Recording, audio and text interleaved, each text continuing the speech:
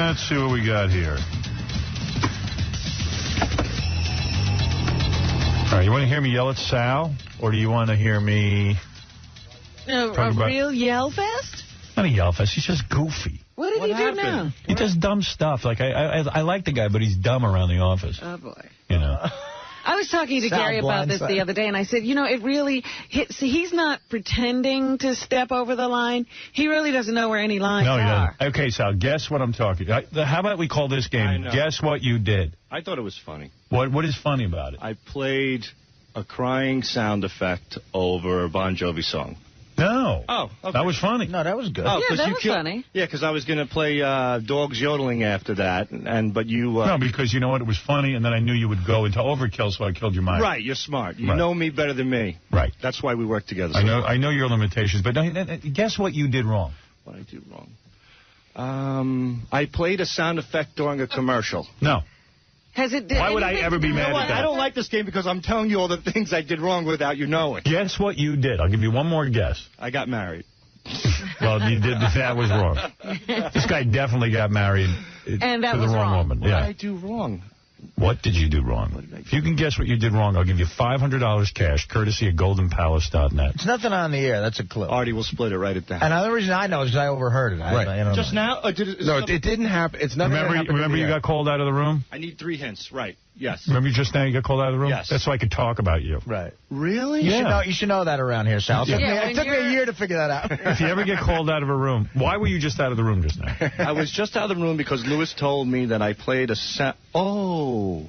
Did I play something that you didn't like? Or No. That was to get you out of the room. Oh, okay. No. There's something else I played that Lewis told me about. Right. Okay, good. Then it took me a year of leaving the room and coming back in with Stuttering John giggling like a maniac for me to figure that out. Did I write a bad joke? No, okay. Nothing like that. All right, forget it. No, I need the money. I need the money. All right. Give me $500 cash, courtesy of GoldenPalace.net. You can win $5,000 just by signing up at GoldenPalace.net, the net's best free casino. Sign up now at GoldenPalace.net. Let's play What Did Sal Do Wrong? I'll give you a hint. I'll tell you, it didn't even take place in the studio. It took place in the office. Yesterday. Did I bring somebody up? What? I brought somebody up. Who did you bring up? A comedian who's been on the show, Mike Bichetti. Nope, that's not it. Why would that be wrong? See, I told you, he never knows what's wrong. I can't believe. On the computer in front of an intern. Right, because what did you do? What did you do? Nothing. You played porn on the computer in front of an intern? I look for sound bites after work on UBMonster.com, and sometimes there's like a female intern behind me. And that's a good way to dig into what he did. Well, that is something you did wrong, but... Yeah, don't do that again either. I don't like this game. What did I do yesterday after the show? What did you do wrong? Guess what you did wrong and win $500. It's impossible because what he did... But how could he not know that's wrong? He doesn't know what's wrong. I'm telling you, he has no clue. I teased Julie Slater. Why did you tease Julie Slater? She had a wet wipe. I picked it up. Go ahead. I put it over my nose, and I sniffed it in front of her. Did that skeeve her out? That isn't what I'm talking about, but that doesn't sound right either. That is skeevy. Good Lord, you don't know the extent of look what you're up to in one day. I raped J.D. Am I getting hotter? No. Oh. I mean, I just don't believe you. Okay, yesterday I got to the computer. I gave porno Peter Blumpkin. Something you did that was bad enough to bring it to Howard's attention. Which I... That's how out of it he is. Wait a minute. It was... All right, you ready for the answer? No. There is no answer. I just want to know what you're up to. Oh, really? No. There is an answer. Would you want one more guess? Take the guess. You haven't given me a hint. It happened yesterday. Okay. At roughly, where was I? You were in the office. You were in the office. Okay, we got that part. And the third clue would be... That's it. Does it involve another person? Did I offend somebody? Yes, you offended me. No, you didn't offend anyone in the office, though. You just did something sort of inappropriate. Ooh, did you? In the office, he did I what? fart in front of somebody? That's not inappropriate here. Is that your guess? Did you fart in front of somebody? I do it all the time, and I don't know if people get offended by that or not. Of course they do. I've desensitized myself to that. What makes you think people wouldn't get offended when you fart on them? That's your fecal matter flying through the air. It's nice. It's like, it's a bonding experience. But that isn't what I'm referring to. Okay, this was yesterday. This was out of the office. It wasn't Julie Slater. All right, I'm going to give you the answer. Yeah, because we can't spend all day. I got to know. No, I have no idea. Well, just please, just one more guess, only because times are rough and I can really use the money. Can I have one more hint? One more. Sure. Go ahead. Give me a hint. Because I don't really have a hint. I could give you a hint. And so give me a hint. It was...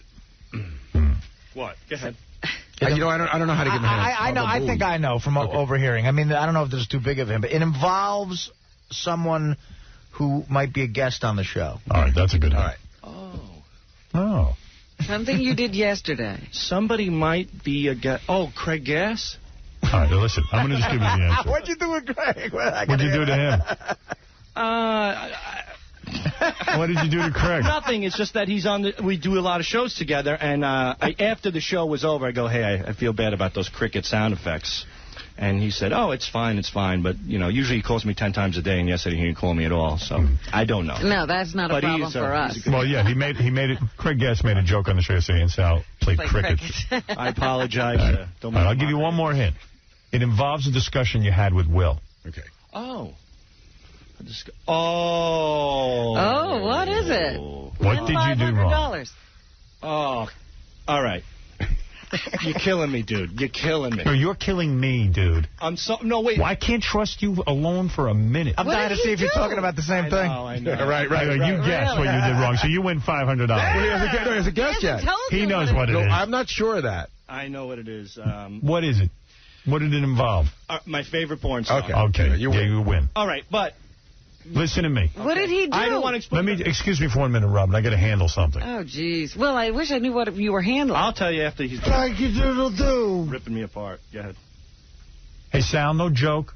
There's something wrong with you. You don't use our Rolodex to call porn stars. Are you kidding? He looked up and it wasn't any business here's what happened. for the show? Sal walks up to Will, and he says, hey, Will, I need a phone number for Audrey Hollander, the porn star. Right. I need a contact number. So Will goes, oh, okay, I guess you're doing a bit with her or having on the show. Right, but it was a show-related thing. He goes, no. He goes, she's my favorite porn star, and I just want to give her a call at home and tell her how good she is. How much I enjoy her work. Yeah, how much I enjoy her work was the exact quote. Now, I got to tell you one more thing. So wait a second. All right, you finish. So I was asking around, and I said, well, what's so special about Audrey Hollander? Why does Sal like her so much? And I found out that she likes to get beat in the face with a certain part of a man's body. She turns down nothing. There's nothing that you ask her to do. And this is so hard to describe, but there's a place where most women won't have sex. She set the record. I think she had 3 guys at once. Right. So that's what Sal loves about her. It was research, Howard. Hey, dude, seriously? Right, wait a second. I can't say anything to you because I'll look like I'm selling you. But just wait a second. Okay. Wait a second. Before you give me the research defense. The Pete Townsend research defense. Yeah. How about the plaintiff defense when I get home? Hey, I could care less. I know. That's your business. That's your business. I got to run an office back there. So then, just to keep the thing going, someone says, Jason says, everyone in the office hears what everyone's doing. Right. So Jason goes, dude, I totally get where you're coming from. That's like when, Rodney called Howard, or Howard called Rodney to tell him how good his movie was, that sort of thing. And then Sal was hooked.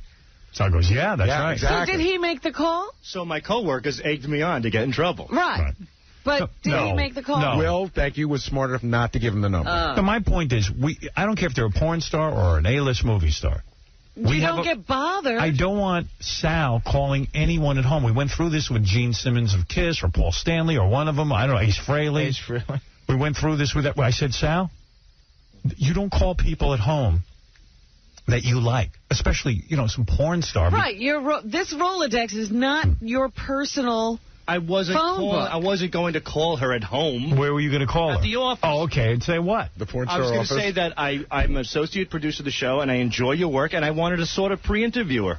For what? She's not scheduled. No, because I'm working on... What do you mean pre-interview her? I want to pre-interview her. But I'm not looking to have her on. Well, eventually you might, and I wanted to have my stuff prepared. You're so bad at lying. I'm a hard worker. Yeah, you're working on things we're not even doing. Yeah. Exactly. I'm ahead of the game.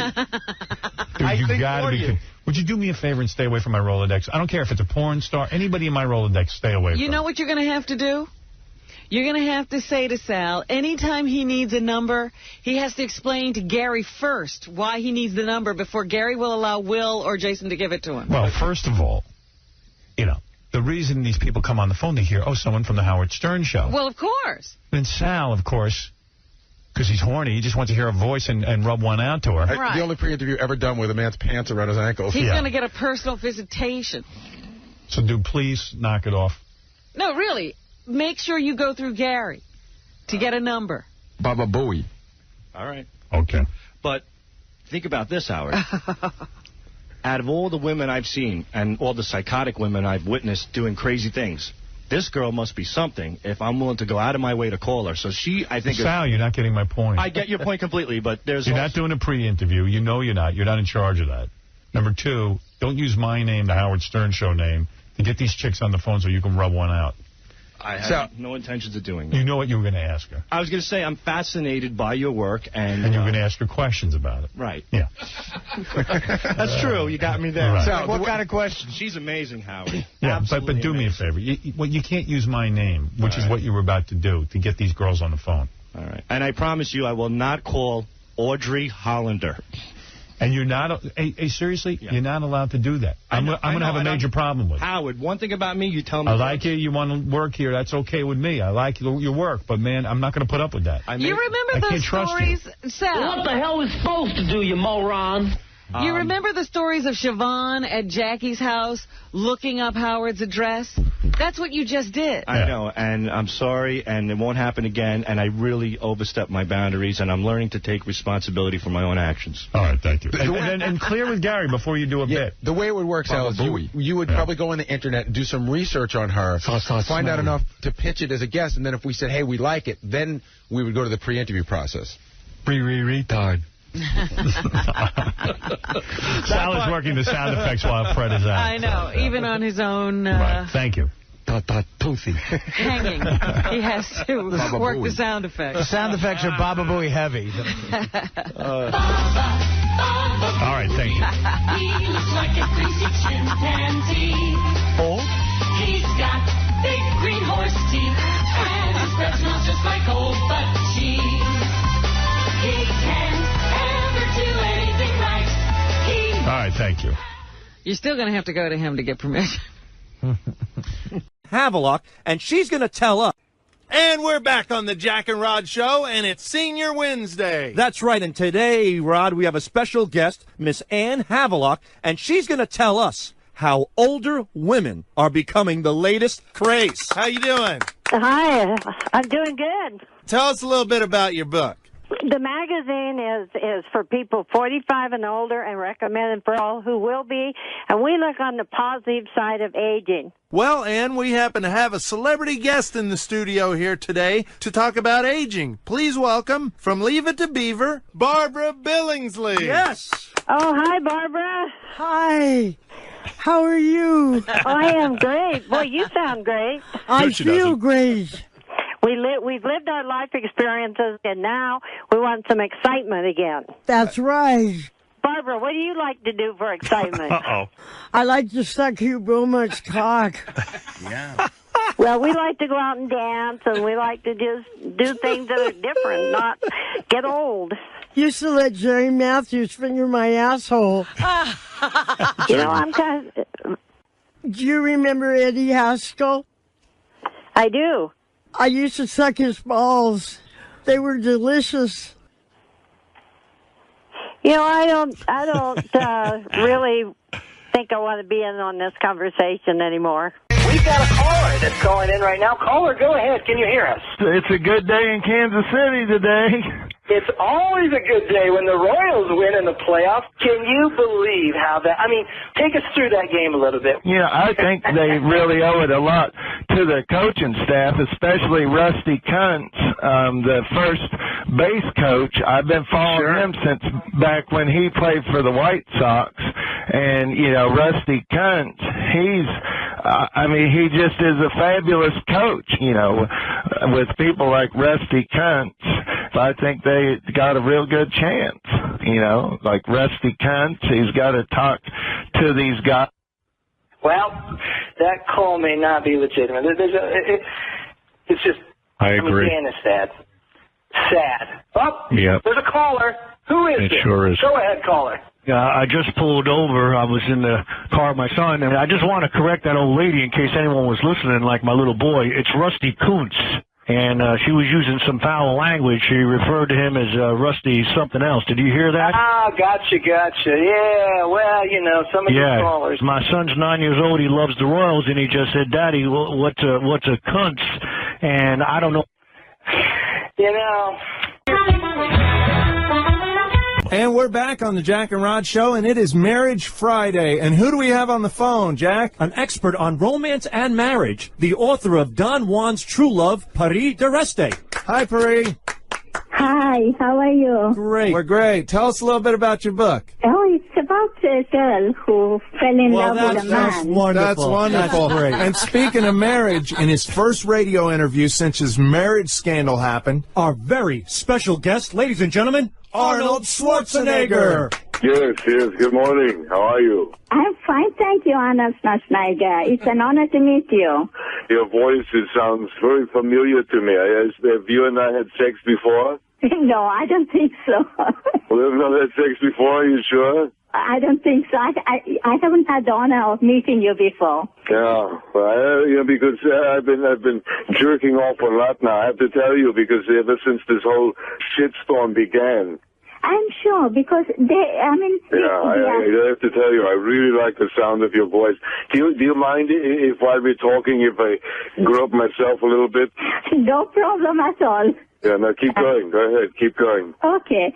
Yeah. If you find a woman, especially young men and older men who go out with their buddies, they see a girl who is walking by. Go ahead, sorry. And when they see a girl going by with a big bottoms and a big butt. Big bottom, breast, and they say, I had done it with her. Or they want a woman. And they get it. And then that's it. And they go home or okay. Thank you. You're welcome. Listen, I want to do a little fantasy role-playing with me right now, if you don't mind. Yes, go on. You pretend that you're the fat maid, and you like the Austrian penis, you know, you're very excited about me. And I come home from work, and you have not finished cleaning. I will tell you that. I'm sorry, sir. I'll do it next time faster. Can I relax you a bit, because I feel you are tensed up. Yeah, you see, I can give you a massage, starting with your neck. Right, screw the neck, go right to my cock. I don't care. So my pants off, and I say, now you're going to pay. Yes, and then bite your nipples out. My nipples. Without touching you, I will lick your thighs and go down behind your butt. You're right to my ass. Go for it. Yeah, and I go to your ass and I bite you and I lick you. Ow. How does my butt crack smell? Is it clean down there? Is it dirty? It's dirty and it's stinky. Okay, let's hurry it up. Okay. I get to your balls in my mouth. I lick it with a kiss. And butt and I suck it. And lick it and suck it for you. This is unbelievable. Listen, I have to get your phone number. Get married, but who cares? Let's get together. Maybe we'll have sex or something, no? Okay, you're welcome. Anytime you want to come, or you want me to come there, no problem. No, I've come 3 times already. Are you kidding me? Exactly. Just leave your phone number with those guys. You would totally bang. I cannot wait. Okay, that's no problem. Oh, this is fantastic. I love it. Okay, you're welcome. Bye. Oh, I love it. Let's go to the calls. Good morning. You're on the Swap Shop. Good morning, Ron. How are you today? I'm a little 5 seconds behind everything, it seems. I'm 10 seconds behind. I got your beat there. All right. So who's this? This is Gary. I have a trumpet I'd like to sell. Trumpet? Okay, Gary. Yep, hold on a second. Trumpet? Westinghouse trumpet. Oh, Westinghouse brand. Okay. That's correct. I didn't know they made trumpets. Westinghouse brand. Okay. It's a unique item. My son actually plays it himself. All right. Well, how much? Jerry, just play the trumpet one time for Ron. All right. Okay, Gary, I'm about ready to turn this off, all right? I love it. I don't know how that call got through, but it got through. But anyway, sorry about that, folks. When it starts to become obscene, and that's the time we cut it off, all right? Let's go back to the phones. Good morning. You're on the Swap Shop. Sorry to keep you waiting. So it's going to be one of those days, folks. Well, all right. If that's the way you want to play, okay. Back to the phones. Good morning. You're on the Swap Shop. Oh, you know what? I have a question of you. I have a question for you. Listen up. You there? Are you there? Listen up. Okay. You don't want to answer. All right. Anyway, so when you're dealing with people with the mentality of an 8-year-old, that's what you get. All right. That's it. Welcome to Ron's Swap Shop. Now, here's Mr. Swap Shop himself. All right, thank you very much, and welcome to the first hour of Ron's Swap Shop. Good morning, on the Swap Shop. Good morning, Ron. It's Jerry. How you been? Good, Jerry. What's up? Is this Jerry in Thorndale? That's right. It is, right? I'm selling a lawnmower. Lawnmower, ride mower, push mower, what is it? It's a ride-on mower by Toro. Ride mower by Toro. Good brand. Okay. Purrs like a kitten. It's practically brand new. Oh. I'm sitting on it now. Take a listen to this thing. I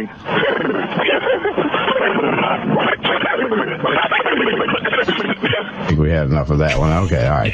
I thought that was Jerry in Thorndale, but I was fooled. He did fool me. Got through. Okay. Good morning. Good morning to you. You're on the Swap Shop. Thank you for calling. How may I help you? Hi, how are you? I'm fine. Very good. My name's Vinny Favale. Are you familiar with David Letterman? Yes, I am. Okay. We'd like to make some arrangements to shut down the club for a couple of hours and have him come in. Have him come in where? To the gay bathhouse. Have David Letterman come into the bathhouse. Well, hold on, because here's Rupert. Rupert happens to be David's lover. Hold on. Okay. Hi. Hi. Hey, I'm Rupert. I'm in with Dave. Okay. We want to find a little bit about your facilities. All right. Let me put Dave on the phone. Okay. Hold on one second. Hello. Hello. Yeah. Is this the? Have I got the bathhouse? Yes. Yeah. Let me ask you something now, because this is very between us. No problem. All right. Now are there towel boys available? They're not towel boys. Yeah. But there are guys in here, customers who come in here who wear towels. Right. And what's your nationality? My nationality? Yeah. I'm African American. Oh, black. Yes. I love it. So you're pretty well hung, right? Yeah, I'm pretty well hung. I have a lot of money, and I know you black people like a lot of money. Well, I would assume any nationality likes What do you say we get together? Your penis and my money. You know, we've got internships coming up pretty soon. You know. But I'm sure you can find... Stop laughing, you homo. Are you a top or a bottom, sir? I'm a verse. Oh, fantastic. So your log is brown and you want to get up to browner, right? Yeah, of course. Yeah. Well, that's good. Well, I think we could do that. So you guys come in... You ever get a little mud on the helmet? Unfortunately, but don't like it. Are you a big fan of Paul Schaefer's? Yeah, sure. He's a great musician. You could taste his ass on my cock.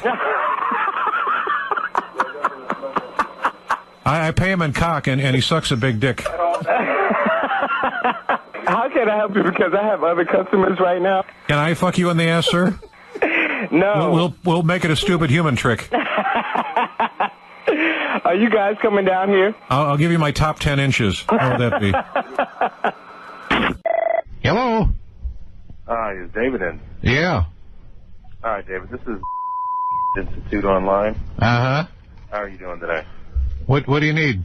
Did you request information on the graphic design program? Yeah. What actually got you interested in the program? Well, no, I was talking last night with my girlfriend, and it just occurred to me that it can never hurt to have too much education if you can help it. I mean, I can go over all the program with you. Are you looking for an intern, or are you just looking for actually all... No, I'm thinking about attending, actually. Oh, you are? Yeah. Okay. Do you want me to go over all the program with you right now? Yeah, give me a little description of the course. This is kind of an amazing phone call for me. All right.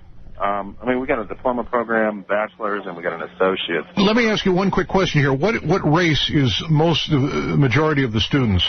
I'm not 100% sure. It's all online, so we I I mean, you never actually come face to face with them. I want to make sure I'm online with a white person. You probably will be. Everybody that's actually teaching is they got like a master's. Right. Now, how do I know how old the other person is online? Because I don't want to get in trouble about this thing. I mean, everybody's out of high school. I'll tell you that much. Dang. I'll tell you what. I can actually send you some information. What ethnicity are you? I am Caucasian. Caucasian? All right. Perfect.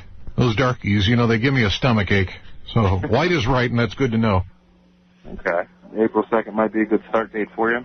I'm going to cut right to the chase. I'm just real fucking horny right now. Can we get something going? I can't. Yeah. Can you whisper, touch me, David? No. All right. Good. I'll hit myself in the balls if you don't whisper. Go ahead. Ow! I'll go ahead and send you that information. Do it, fucker. All right. Are you a fan of Paul Schaefer's?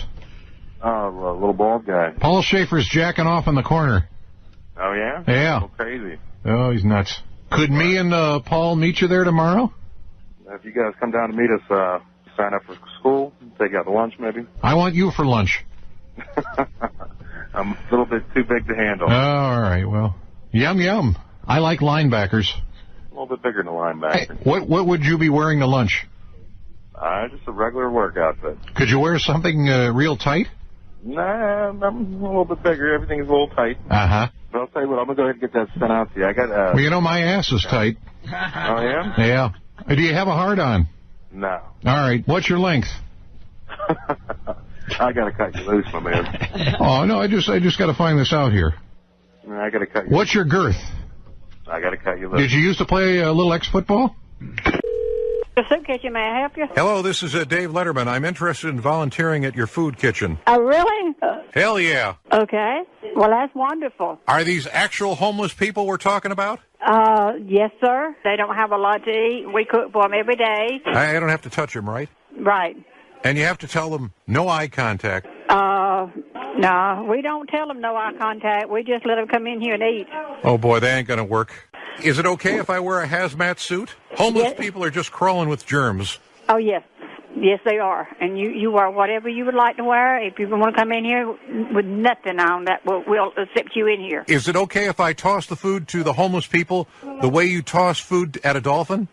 Some might be able to catch it pretty good, and some can't. We want to film a comedy segment called Dave Burns Money in Front of the Homeless. I use my cigars to burn $100 bills in front of poor homeless rubes. Oh, no. Reactions ought to be priceless. Oh, no. Now, if you have them and you try to set it afar, I would be the first one to take it away from you. I need some guys on my private island. Me and my rich buddies, we hunt human prey. Oh, no. I don't want that job. You know, I've changed my mind. I am looking at my calendar and I just realized I hate fucking homeless people. Mr. Letterman, you sound crazy. Why don't these homeless people just get jobs? Well, have you been drinking today? Why don't they go back to their homes? I like you, Mr. Letterman, and if you keep doing these silly things, I don't know if we could have you here. Can I keep the food that we don't give away? We'd love to have you, but you're going to have to cut out the fooling. I am just doing this as a photo op. Who the hell would volunteer to be around filthy crackheads and winos? Am I right? Okay, thank you. And welcome back. Rusty in New York, New York. Hey, Rusty, what's up? Oh, thank you. Well, unfortunately, you had me on hold for so long, I kind of almost forgot what I was going to talk about. It says you're still paying off your student loans. Oh, yeah, that's what it was, I think. Well, but then you started talking about Texas, though, too. Yeah. What were you saying about that? You played that video. Yeah. What were you saying about that again, too? Because then I kind of got off on the tangent with that, and I was going to talk to you something about that. Okay, well, pick a tangent, Rusty, because I got a whole bunch of other people who'd like to get in here, too. So pick a topic and go for it. Well, I mean, it depends on what you think is more important right now. I don't know. So on the student loan thing, your opinion on student loans. You're still paying off your student loans after 10 years?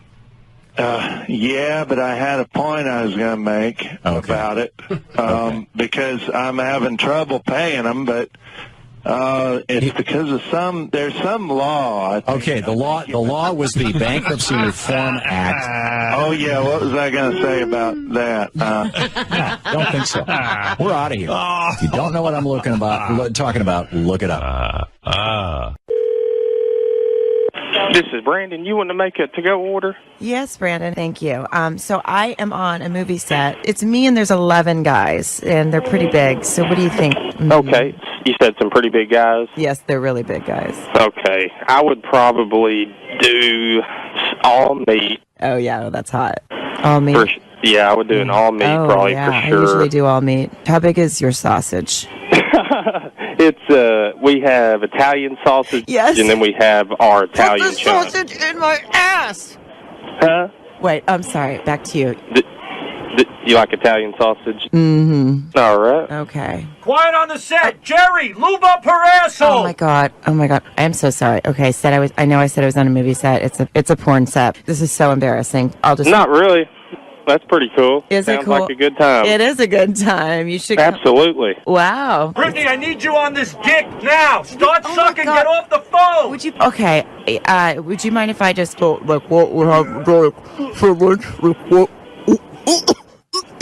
Am I hearing something right? Are you actually sucking that man's cock? Oh, that was deep. Oh my God! What the hell is going on here, Albert? Oh yeah. Oh yeah. Holy oh my God. shit! You have Alfredo sauce. You have Alfredo sauce. Put your Alfredo sauce all over. Okay. Are you kidding me? Get over here and fuck me. Holy shit! This is my lucky day. Get over here, you little fucking pussy. Hello? Hello? Yes. Yeah, hi, I'm calling about the Sentra. Yeah. Okay, can you hold on 1 second? Because my dad has a few questions about it. He's the one that's actually... Hold on 1 second. Hold on. Hello? Hello, you got a Sentra for sale? Oh, slow down. What is this? I'm looking to buy the Sentra from you. Okay. Well, my dad's looking to buy it, and I'm putting him on the phone. Can you just thoroughly explain the Nissan Sentra to him, please? Oh, sure. Okay, you're connected. Hello?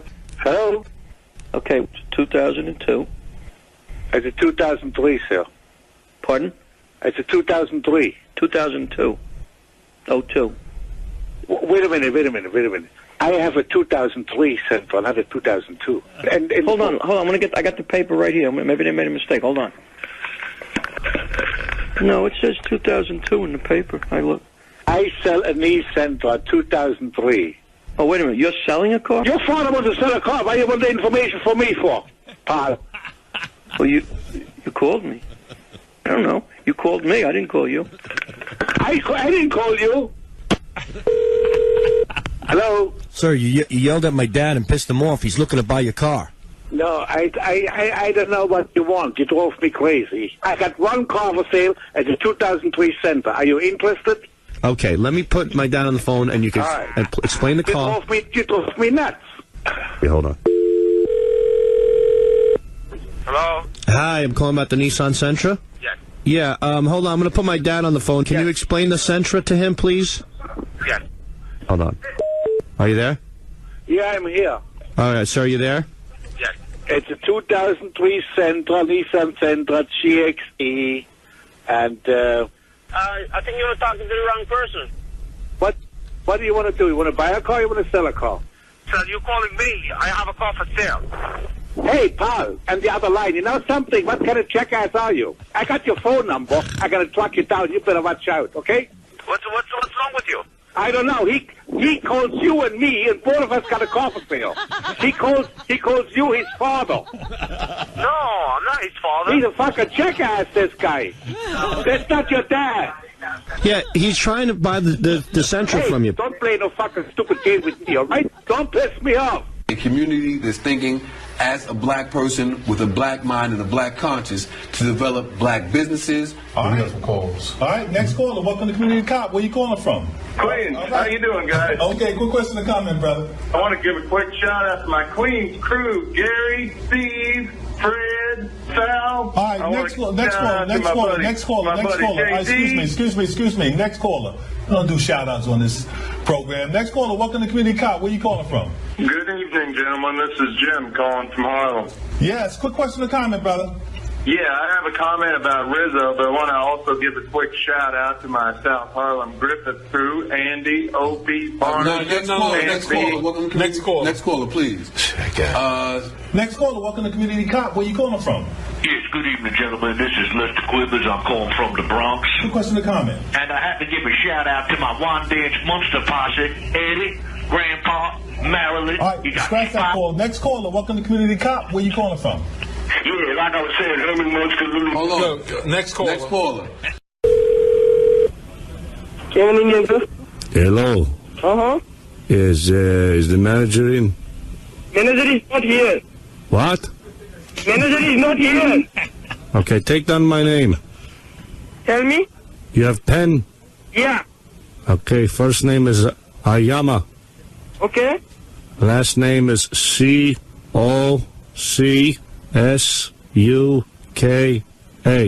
Okay. Read the name back to me, please. And what is your phone number? Read my name back. I am a cocksucker.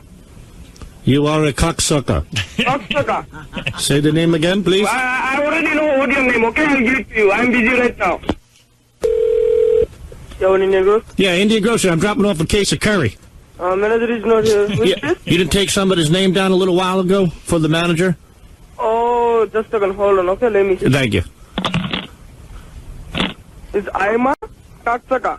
What's that? What's the name? I am a cocksucker. Okay, and what's his name again? Because I got 10 guys working here. Yeah, I am a cocksucker. You are a cocksucker. Yeah, cocksucker. You're a cocksucker. Yeah. Okay, thanks a lot, cocksucker. Hi, I have a little bit of a problem. I'm in your store right now and I cannot find my son. I'm in the very front with security. My name is Harold Gerz. Last name is G-E-R-Z. His first name is Nick. Last name is G-E-R-Z. Right. I'm in the front with security. Thank you. Attention shoppers, can I have Nick Gerz please come to the front? There's someone waiting for you. Nick Gerz, please come to the front of the store. There's someone waiting for you. It was Nicholas Gerz. Racial profiling or ethnic profiling. If someone looks a certain way, then that would be reasonable enough suspicion to detain them, and that's the main concern. You are watching Caribbean. You are watching Caribbean Classroom. Yes, caller, good evening and welcome to Caribbean Classroom. What's your question or your comment, please? Yes, hi. Thanks for having me on your show. You just mentioned racial profiling, and unfortunately, I was recently the victim of being racially profiled. I am a very light-skinned African-American man, and I was at a department store in Brooklyn. Okay. And I'm not usually racially profiled because I'm so light-skinned, but I'm also a bicyclist, and I had my bicycle shorts on, and they knew I was African-American because they could see my huge 19-inch veiny black purple-headed mule pecker, and they started following me around and started tugging at my Johnson to get me out of the store, my huge 19-inch Johnson. I got another Johnson for you. Meet me after the show. Pick up the caller ID for me, please. Pick up the caller ID. He's going to go looking for it? Anyway. So if you're in a department store and you're being followed, I mean, don't entertain that. But a good tactic is to say... No, don't entertain that. This is somebody who has nothing to do. Okay. And we're providing entertainment for him. So he figured, well, this is where he has to come in with that. We have another call? Uh-oh. Yeah, bring it in, please. Good evening, caller. Welcome to Caribbean Classroom. Your question or your comment, please. I'm sorry, you caught me at a bad time. The phone cord's wrapped around my African-American mule pecker. All right, knock him out too. He's at the same club. All right. We have another one? Are you there? Hi, piss on me, please. Okay. Keep the caller ID thing going and just keep the numbers registered. But it is crazy. What am I supposed to do? Real question. This is real situation. Real situation. Yes. What do I do? Thank you for watching. Adios, amigos. Good night.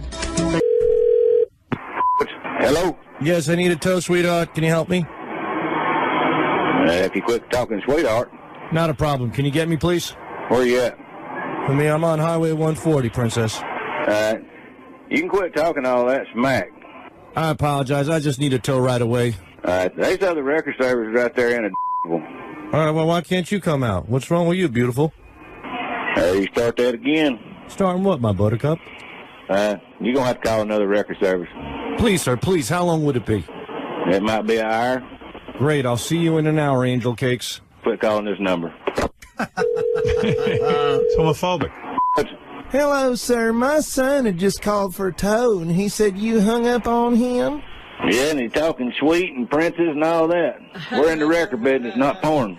Well, I'm so sorry about that. Could you just do his mama a big favor and go get him, please? Is he on Highway 140? Yes, he's on Highway 140, my little cuddly muffin. There you go. Call somebody else. Do not call this number again. Please, my sweet cupcake. He needs a tow, honey bun. No, you ain't doing business with us. But why, Pumpkin? Come on, Peaches, please. Thank you for calling Bernie's. I need to talk to someone VCR. Help me program VCR. Okay, 1 minute, please. Oh, it's Tony. How may I help you? Yeah, I cannot program VCR. It's very difficult to have the blinking light on there. Your blinking light. He's a VCR. He's plugged in. He's got a blinking light. He's blinking 12. Blinking 12? The clock. Okay. The clock is blinking. Okay. Hold on. The clock is blinking. Hold on a moment. Hello? Hello? Yeah. Yeah. What's the problem? I can't program VCR. I have VCR plugged in. Is blinking the clock blinking 12 all the time. Do you know what model number the VCR is? No,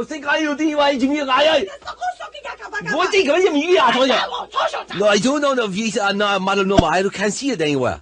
Hold on. Hello? How I get blinking light to stop on VCR? The clock keep blinking light. On the remote control, you have a program button. Program button? Yep. I press button. Clock is still blinking. Okay, no. Is it hooked up to your TV? You hook up to a television set, a cable in the back. Okay, when you press the program, are you looking at it now as we're speaking?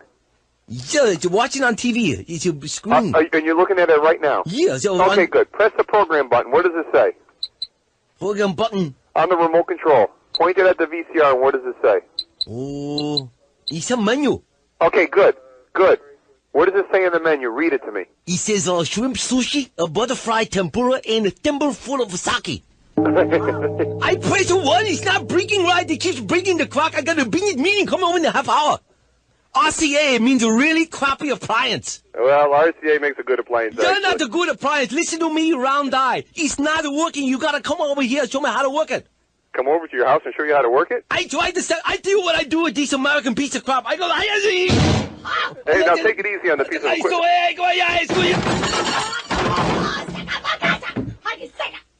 Uh-oh. Clock is still blinking. Yeah, well, it's amazing after what you just did to it. I would recommend you stop beating on the machine. It is the Swap Shop.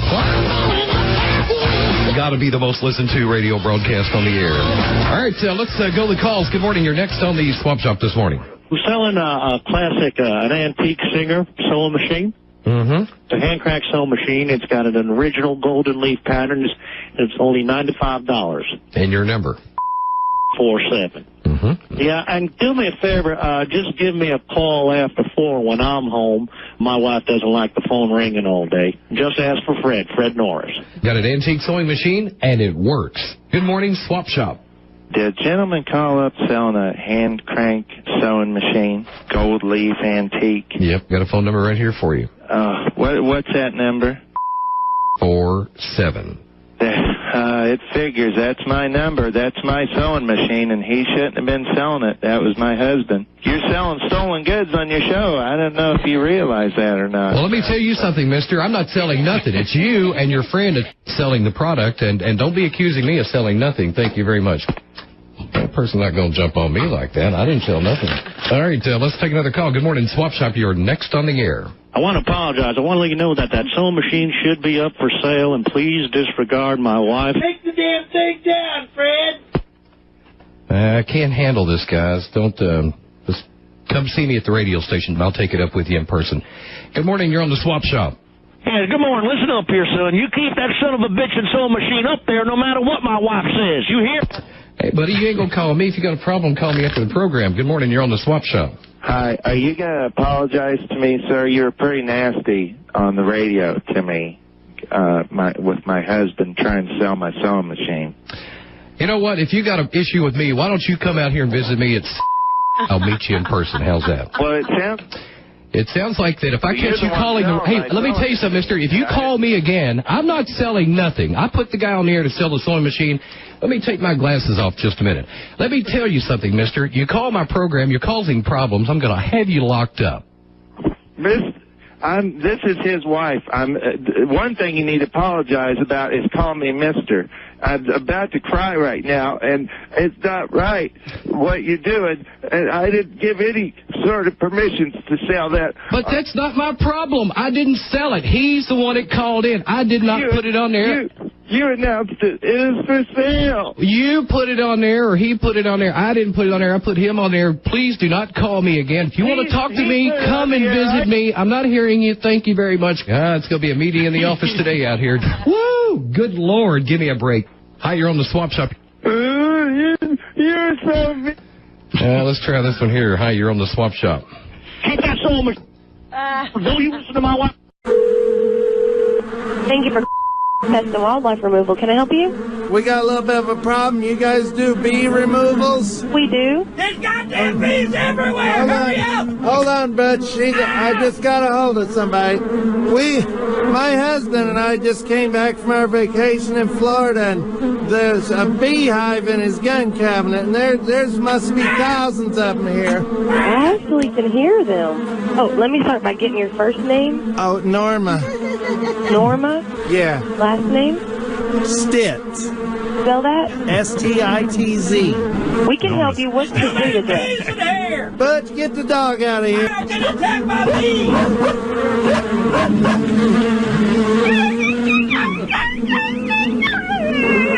They got the dog. They got Petey. You just need to get out of there. What? You need to get out of there. Are the bees in your home? Yeah, they're right here in my husband's gun cabinet. Okay, you need to get out of the house. There's somebody at the door. Chinese delivery boys here. Butch, don't open that door. Hello? Chinese delivery. Hello? What do you mean?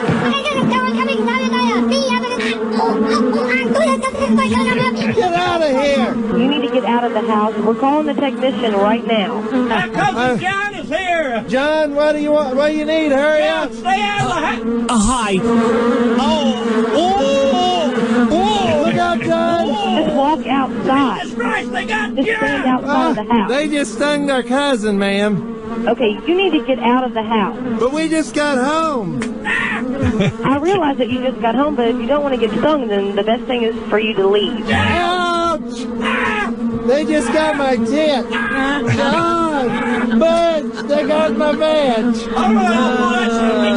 Okay, the technician is going to give you a call right now, Norma. Oh, thank you so much for your help. You're welcome, Norma. Good luck.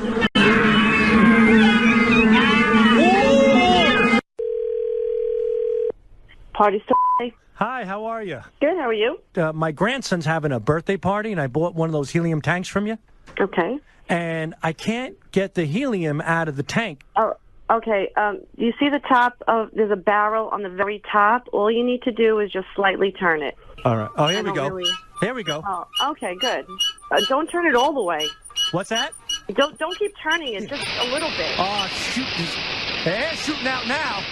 Turn it the other way. I can't. Oh, shit. What happened to my voice? What's going on here? Holy Hello? Yes, why is my voice sounding this way? Look, I can't talk over you. It's not dangerous. It's dangerous. Okay, you probably... Listen to me. You're panicking. Yes. Don't panic. Okay. You're... Bring the air down. My voice is coming back. Oh, see? Okay, oh, thank God. Why did you tell me to turn the dial off the tank? I did not tell you. I told you to turn it very slightly. You said keep turning the dial. Hello? Hello? What's going on with my voice now? Now it's deep. Listen to my voice. This is your fault. Yeah, okay. Listen, all right. Call 911. Hang up the phone with me and call 911. I'm really scared. Maybe this is like a side effect. Hold on. I'm going to grab a cigarette. Hold on. Yeah. No, don't get a cigarette. Check, if you're a wrestling fan, check it out. We do have a lovely little singer here today. Oh. And we're going to bring her on right after this call. We have another caller. Uh-oh. Okay. Caller, please, what do you have to say there? How you doing? Gary. Yes, how are you? I'm fine. How are you doing tonight? Good. And who am I talking to? This is Rusty. Are you live tonight? You're talking to me now, right, buddy? Well, yeah, but I want to make sure. I know you're not live every week. I just want to make sure you're on live tonight. Yeah, no, the second Thursday of every month, it is a live show, you know? Okay, because I tried calling last Thursday and you weren't live. Right, yeah. No, the second Thursday, you may want to write that down, whatever the second Thursday is, so the date would change, but it's always the second Thursday whenever it falls. Oh, only the second one you're live? It's actually live. All the others will be pre-taped or whatever after that. Oh, okay. But now you're like, because I'm watching you now, but I don't have the sound turned up, but I want to make sure this is the right show. Right, yeah, you can't turn up the sound and get that delay or something like that, but yeah, you are watching live, and we are live there. Okay, so I'm on now, or? Yeah, yeah. Oh, do you have a question? You have a question or anything? Or just you mentioned Jimmy Superfly Snuka. I didn't know, is he on now? That's tonight, 9:30. Check it out. I interviewed him. Oh, well, I have. And also Andre Volkov. You know who that guy is?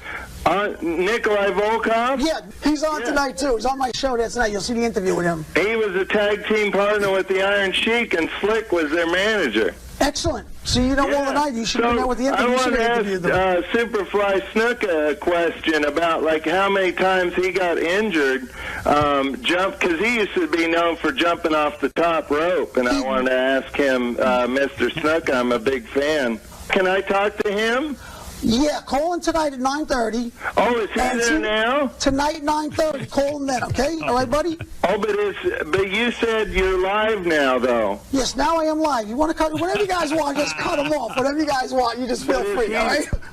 You know, I don't get calls like this when you're not on. You attract these people. You attract them. This is like, you know. Albert's Pizza. Hello. Yes, Albert's Pizza for you. I'd like to make an order, boss. Go ahead. Just a large pie, well done. A delivery? Yeah, delivery. Let me give you my last name. You got a pen? Yeah. Yeah, you got all stupid pens here. Yeah. Okay, it's T. Go ahead. R-A-N-K-Y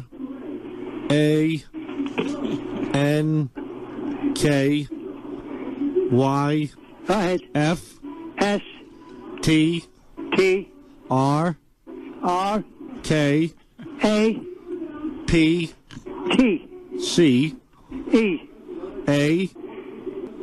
I don't need your last name. Just give me your first name. Fred?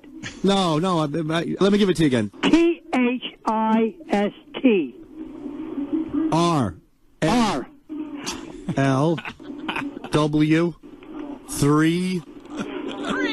Wait a minute. What is this? Your full name, your first name? What is it? It's my last name. Three's not a letter. Go ahead. F-Z. Go ahead. N. Yeah, E. C-A. All right. How do you say it? I'm going to say it at the end. Let me get it out. Now, how do you say your name? I don't want to. This is confusing me here. Just tell me what name you're going to use. Oh, hold on. I got 2 X's, 3 P's, an R. Just tell me what your last name is. I'm trying to tell you. Are you writing it down or what? Hey, this guy here. Hello? You got some name, boy. Forget it. Oh, hold on. I just got 3 more letters. Go ahead. O. O. O. O or L? O, as in, oh, man, are you fucking stupid.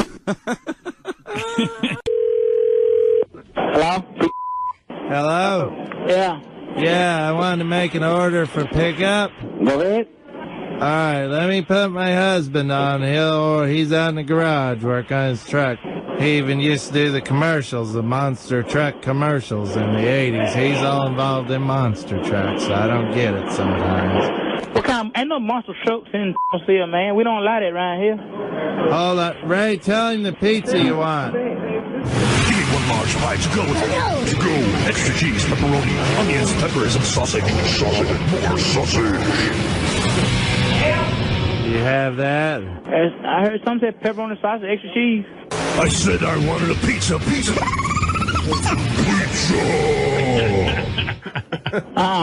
I can't talk to him because I can't understand what he's talking about. No monster truck. I want a chicken parmesan. Parmesan. With mozzarella.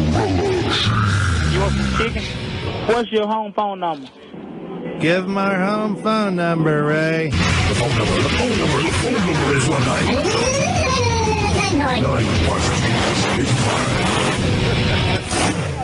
Why can't you just tell me what kind of pizza your husband wants? Because I can't understand what your husband's saying. He's here. Ray, tell her what kind of monster truck you'll be picking the pizza up with. I'm coming down there to get into my supercharged monster Chevy 460 SVO dual injected nitro engine with 16 shot converters and rocket chrome exhaust wide. Hey, since I can't understand him, call 636-55. No, you got it all wrong. You moron. We have to start a new game. Whoa, no. Hold on. Move up one. Hello. Hello? Hello. Hello? Hello. Okay, go ahead, but be fast, okay? Yeah. Move up one, the black one, front row. Okay. Whoa, no. Whoa, not. What happened? Not that one. Okay, thank you. You moved the wrong one. Hello? Hello? Hi, Cindy. How are you? I'm doing well. What's your name? Ethel. We're playing white here, so what would you like to do? Do you want to make a move? Yeah, I just wanted to say I love the show. I'm watching with my grandson. I bought him a chess set for Christmas. Oh, that's great. We just love to play. He plays when he comes home All right. from school. What move would your grandson like to make? How are you doing today? I'm doing well. Do you want to make a move? Well, we got a little bit of snow today, didn't we? Yeah? Hello? Who is this? It's Rusty. Is Bob around? No, he's not, but I could give you his cell phone number. All right, well, could you just get him a message for me? Yeah, hang on a second. Okay. All right, ready? Yeah. Well, he borrowed a porn movie from me about 2 weeks ago called Bon Appetit. I was just wondering if I could get it back. He borrowed a porn movie? Yeah, porno movie. You must have the wrong number or something. Why is that? Because he doesn't like those kind of movies. Why do you think he doesn't like porn movies? I guess because he's a Christian. Huh. All right, well, write down the name of the movie so you can just tell him. It's called Bon Appetit. All right, I got it. And here, write down, because there's 5 of them. I loaned him part 2. Write down the movie stars that are in it. This one's got Jack Longrod. Write that down. Patsy Pissflaps is in it. You got it? Yeah, I got it. Kenny Curvecock is in it. Now, just read that back to me, because I'll make sure he knows which movie it is. Okay, Jack Longwide, Kenny Curvecock, and Patsy, what's her name? Pissflaps. Miss Flaps? Pissflaps. Okay. And Frankie Fudgepacker's in it, too. And Tammy Twatlips is in it, too. Okay, I'm running out of room on my paper. You got the last 2 names? Can you read those back to me real quick? Frankie Budge Packer, Jack Longwide, Kenny Curvecock, Patsy Tissflaps. Yeah, and you got Tammy Twatlips. Okay. Oh, and no, the director, Artie Assrammer is the director. If you can write that down. Can you read that one back to me? Artie Assrammer, the director? Yeah, that's it. Okay. Oh, and Connie Cumguzzler. Can you read that back? Connie Cumguzzler? Cumguzzler. Cumguzzler? Yeah. All right, just to make sure one last time, then I'll let you go. Can you just read all the names back? Frankie Budge Parker, Jack Longwide, Kenny Curvecock, Patsy Tissflaps, Tommy Twatlip, Artie Assrammer, Connie Cumguzzler. And Patsy Pussyfart is in it, too, I just remembered. Okay. Can you read that name back to me? Patsy pussy farts? Yeah, that's it. Okay. All right. Well, just make sure that fucknut gets me my movie back. Okay. Thank you. Bye. Bye. There's a lot of the spot. I have a better chance of not getting another singer. I believe with those funny little people that I could create. I believe I can create. But it's up to them to create. A Vegas show. No, it's not. Yes, it is. No, it isn't. It's not up to you creating. It's what they've got to present to you on the stage. But you realize that our team there, once they go through the audition process, there's a lot of production people and production value, you know. Right. So if you look, I want to give you a better example. Okay. You hated the guy 2 years ago. There was this kid that did a kite. That flew a kite. Terrible. Why is that terrible? Because I wouldn't pay 10 cents. Okay, I here's don't the believe criteria. you wouldn't. Here's the criteria. I'm going to ask you this when we're taping the show. Okay. If we disagree on something. Right. I'm going to say to you, hey, Howie, put up your own money and bankroll this act. You wouldn't do it. You would not bankroll the kid with the kite. You want to make and you're a guy who produces television shows, and you've got a big career. Let me tell you something. I disagree with you. If you take the guy with the kite. Go ahead. And in Las Vegas. And this you guy, make him part of a show? No. Oh. But he's the headlining show. He has these kites, and you have lasers, and you have great music. He didn't have lasers. And you have but that's what it could become for a Vegas show. You can't say what it becomes. He should have brought on lasers then. No, but I am more apt to go see this musical kite-flying laser show in Vegas than I would to go see some singer. Guy standing there with a guitar who I have no idea who he is. But are you saying you're going to be biased against people who come to sing? No. You're going to, if you see somebody great, you will put them through. Right. Here's what I was talking to Simon Cowell the other night. We had a 45-minute discussion about this. Right. And he said, you know, take it from the guy who's supposedly the expert at judging, but he said, if you get influenced by the audience sitting there and you put through these mediocre acts, you'll never get rid of them because America starts to vote for them and they feel sorry for them. You can't. I don't like when they have a story. I don't like when people are voting on a story. The guy who won last year had such a story. He was a car wash guy. Yeah. To me, he was a novelty act. I don't think he should have won. Well, here's the thing. Go ahead. My take on last year and my favorite act was Illuminate. I agree.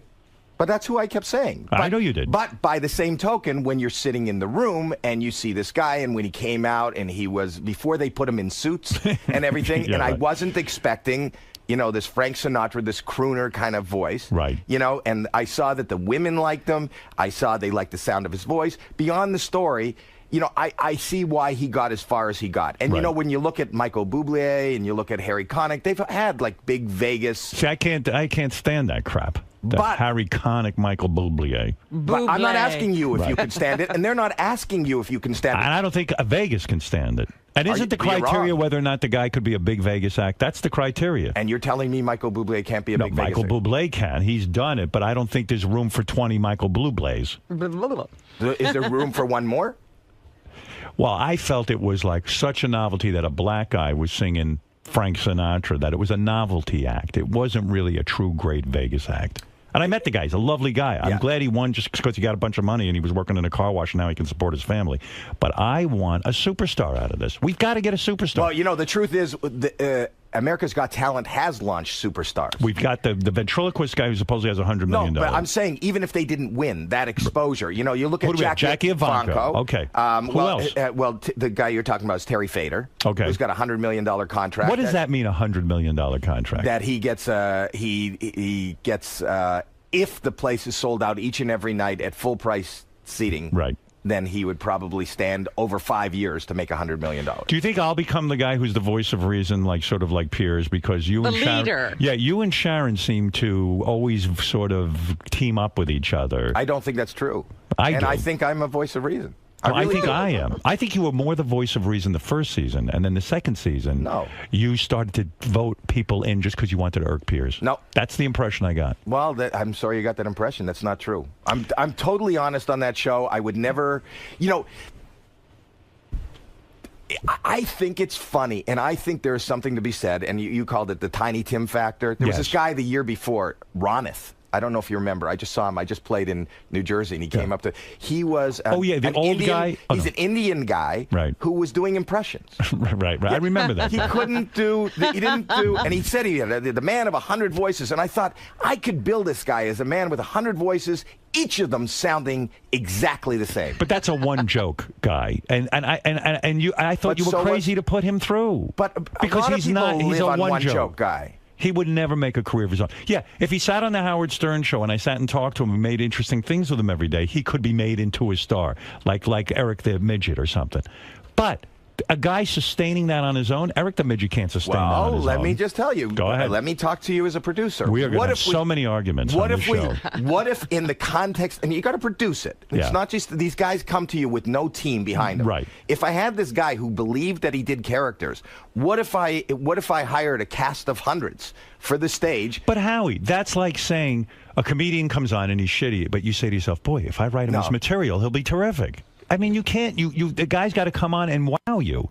You can't say what if. You can't compare the comedian. Sure you can. No, I can say. There was a woman on that you had last season who did voices and impressions. She was very good. She did good impressions. I agreed with you. She had crap material. That's exactly right. And I would have said to her, you know what? You run out right now and hire. I'll give you the name of 5 guys that I know that can write comedy material for you. I would have said that to her. She did it wrong. Right. She could have, but she did have the persona. Had she gone back to the clubs, had she got a writer, she would have gone further. Yes. And there was another comic, J. Chris Newberg, who actually went further than any other comic did. Remember, he's the guy that roasted Piers. Right. He's great. But we can't sit there and say, what if they don't go out and hire them? In other words, I can't sit there and imagine their act for them. But I think that I did say that she was great. She had, she had a lot of stage presence, and that she didn't have material. And she didn't make it as far as the other comic because she didn't have material. So you think you're the voice of reason? That's interesting. Don't you think, and I was going to say I think we come at it from different perspectives, right? But we'll have good, healthy discussion. I think it'll be good. Now tell me what happens in Vegas week. Do we really decide? That's where we decide who really goes through. And we sit in a room and we argue because it's got to be down Let's to not the 48. argue. Just listen to me and everything will be fine. Really? We can get out of that room in 10 minutes. You have no idea how competitive I am, and I really am, and I'm really serious about trying to find. We sat up till 2, 3 in the morning. Oh my goodness, don't even say that. I will put a pillow over your head and suffocate you if you keep me up till 2 or 3 in the morning. Vegas is the long hours. That's the long hours because do the producers come to us and say, listen, all of us, we strongly urge, you're saying it's me, you, and Sharon really make it. And the producers. Oh, and the producers. Yes. And we decide. Yes. Till 2, 3 in the morning. Well, we will look at the tapes of what they did. We'll take everything into consideration, and we'll say, what do you. Is it hard to make that final cut? The Vegas is brutal. Brutal. Because you feel bad that you're not. On 2 levels. Okay. Number 1, because you're making, they're saying 48, and you're going, but this guy was great, and this guy was great. And we got to give him a shot, right? Yeah, and so amongst us, judges and producers, we can get pretty heated and argue. We do. We get passionate and yell at each other. See how passionate you feel about somebody, and then your guy's not in.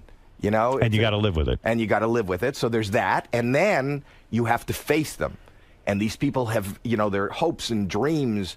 They've made it all the way to Vegas, and then they face you, and then they give us. I think that's going to be harder for me than I can imagine. That's the hardest part of the job. I hate that. I don't like to see somebody's dream burst. But like the other day, a father called in and he said, I'm having my 10-year-old audition, blah, blah, blah. And I said, okay. She had a tape on YouTube. I listened to her. I said, she's terrible.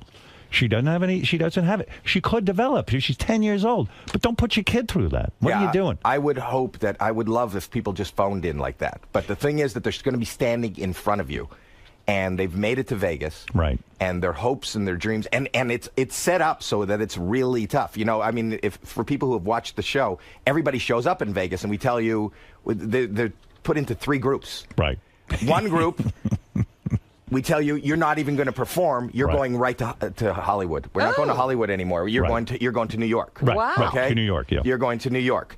One group, we say you are going to perform here. Right. And there's 48 spots. Okay. Well, there's not 48. The people that went you've got to essentially audition again. That went to New York. You got to. There's 22 remaining spots. You got to go for the 22 remaining spots. Right. If the third group, if we can't find 22 in that third group, there'll be 5 remaining spots for this whole third group, and you can go. We have real power. Oh, you have no idea. That It's third group must be. What a fun thing, but a big responsibility in a sense. It really is. As much as it's fun and everything, people's lives and careers and futures are in our hands, and your words are like daggers. Do you think when you were coming up, I mean, you've had a brilliant career. Do you think you would have done America's Got Talent? I don't think you would have gone that route. I did. I started on a show called Make Me Laugh.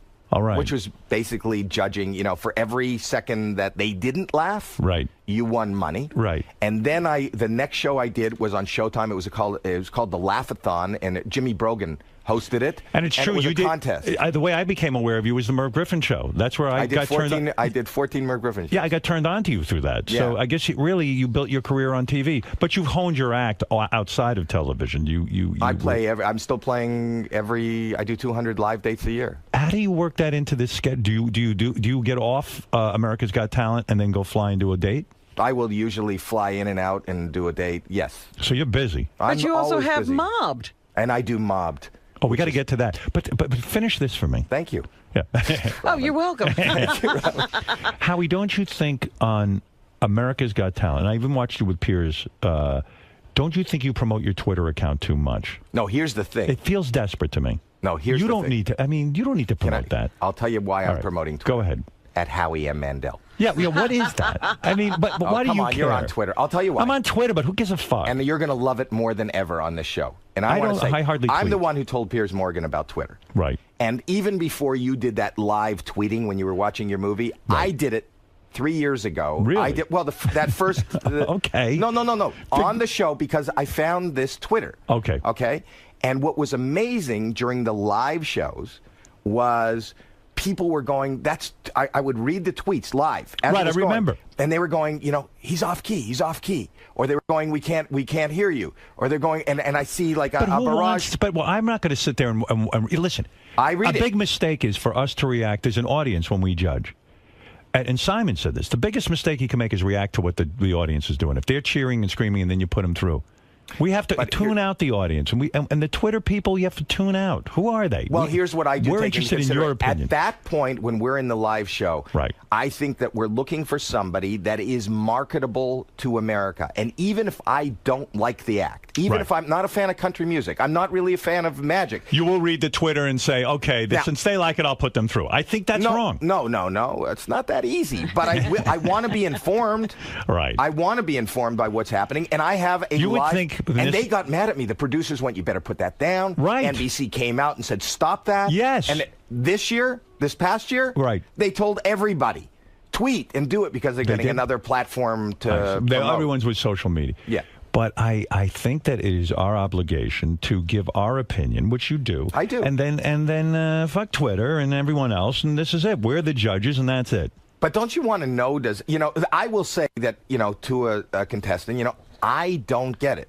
Right. But I got to tell you that you just lit up, and I don't go by the audience in the theater or in the studio. No, we can't. No, but there's 15, 20 million people listening at home, and if it's coming through, it's amazing how different something seems when you're there live versus how you watch it or how it. Right. And I'm interested in seeing how the audience is. How many times during the season do we get to have sex with the good-looking girl contestants so that they can get put through to the next round? How often do you take advantage? Like, do you take advantage of that a lot? It is encouraged. Yeah. But right. You send out a vibe and you hope for the best. Right. Yeah. You must be. Do we have a lot of downtime? No. No, there's not a lot of downtime. You get in there and things start to happen. Yeah, that's the thing. The 12-hour day is like a packed day. It's act after act after act. See, I'm a fan of, when I'm not working, I'll sit on YouTube. I watch TV. My TV's on 24/7. Yeah. I don't sleep. That's the problem. You're a little too into it. We can't spend all day there. Let's move along, get the opinion, and go on. Well, we get the opinion, and we do move on. But I could see, I love great acts. I love bad acts. It's the best job. It is fun. I tell you what. I said to Robin, I said, I got to get on one of these shows and be a judge. It's got to be the greatest fucking job ever. And what I'm telling you, Howard, is don't stop thinking about it. Stop thinking about it. Just show up to the party. I'm glad you said that because originally... What I wanted to ask, because one of the things about the judging, Piers would make up his mind pretty quickly. Yes. If he hated it. Well, he wanted to get out of there to a CNN and show. He'd hit the buzzer, and then he'd turn around and look at you two, and you would let him finish. Yeah, I thought you were doing that to irritate him sometimes. No. No? Really? No, because here's the thing. I do have empathy for anybody who's a performer. And, I don't believe, and they only have 90 seconds. Right. So if you can't wait another 20 seconds, that doesn't mean that there aren't But the some people... concept is to gong show them, in a sense, to buzz them if and they're I not do. good. Right. And I you have. do. It's not that I have hit the buzzer, but not as frequently as Piers did. Did you hear the rumor that they were thinking of adding a fourth judge? I did hear that rumor. But I understand they're not. That Simon was pushing for that. Yes. Yeah, because did you think that might slow it down? Well, although first of all, I don't really understand the concept because just the odds of voting. Three, right. You need a tiebreaker. How does I don't know how 4 would work. Right. Number one, number two, especially in the live show. Right. That's hard for me because they'll say you got 20 seconds. Right. You got so you want to critique it, you want to tell them why you like it, and you always feel like did what I say make sense? It's funny. I was going to say to you before that this concept of overthinking it. When they first approached me about doing this, I said, "Oh, okay. Now I got to come up with." I said to them, "I need to see the acts ahead of time so I can do." Blah, blah. And they said, "No, we're just interested in your opinion." Then I started thinking, "Oh, what's got to go on? What I'm going to do, and this and that." And I said, "No, that gets in the way of the show."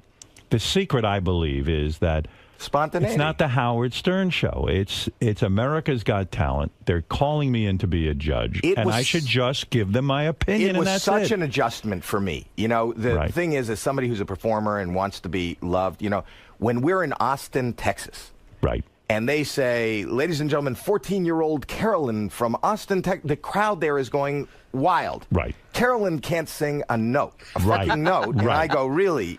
Singing is not really... It's not for you. It's not for you. And these 300 people or 3,000 people who's ever in the theater starts booing me. I mean, that was tough. And I had to say, you know what? But America's on board, I hope. I mean, it was really tough the first time. I could imagine. And they could hate. They turn on you. They're excited that you show up, and then they hate you. Well, also, as a great performer as you are, I would imagine it's difficult sometimes not to shtick it up and not to say, okay, I'm going to do some comedy here, or now it's my turn to talk and I'm going to do this.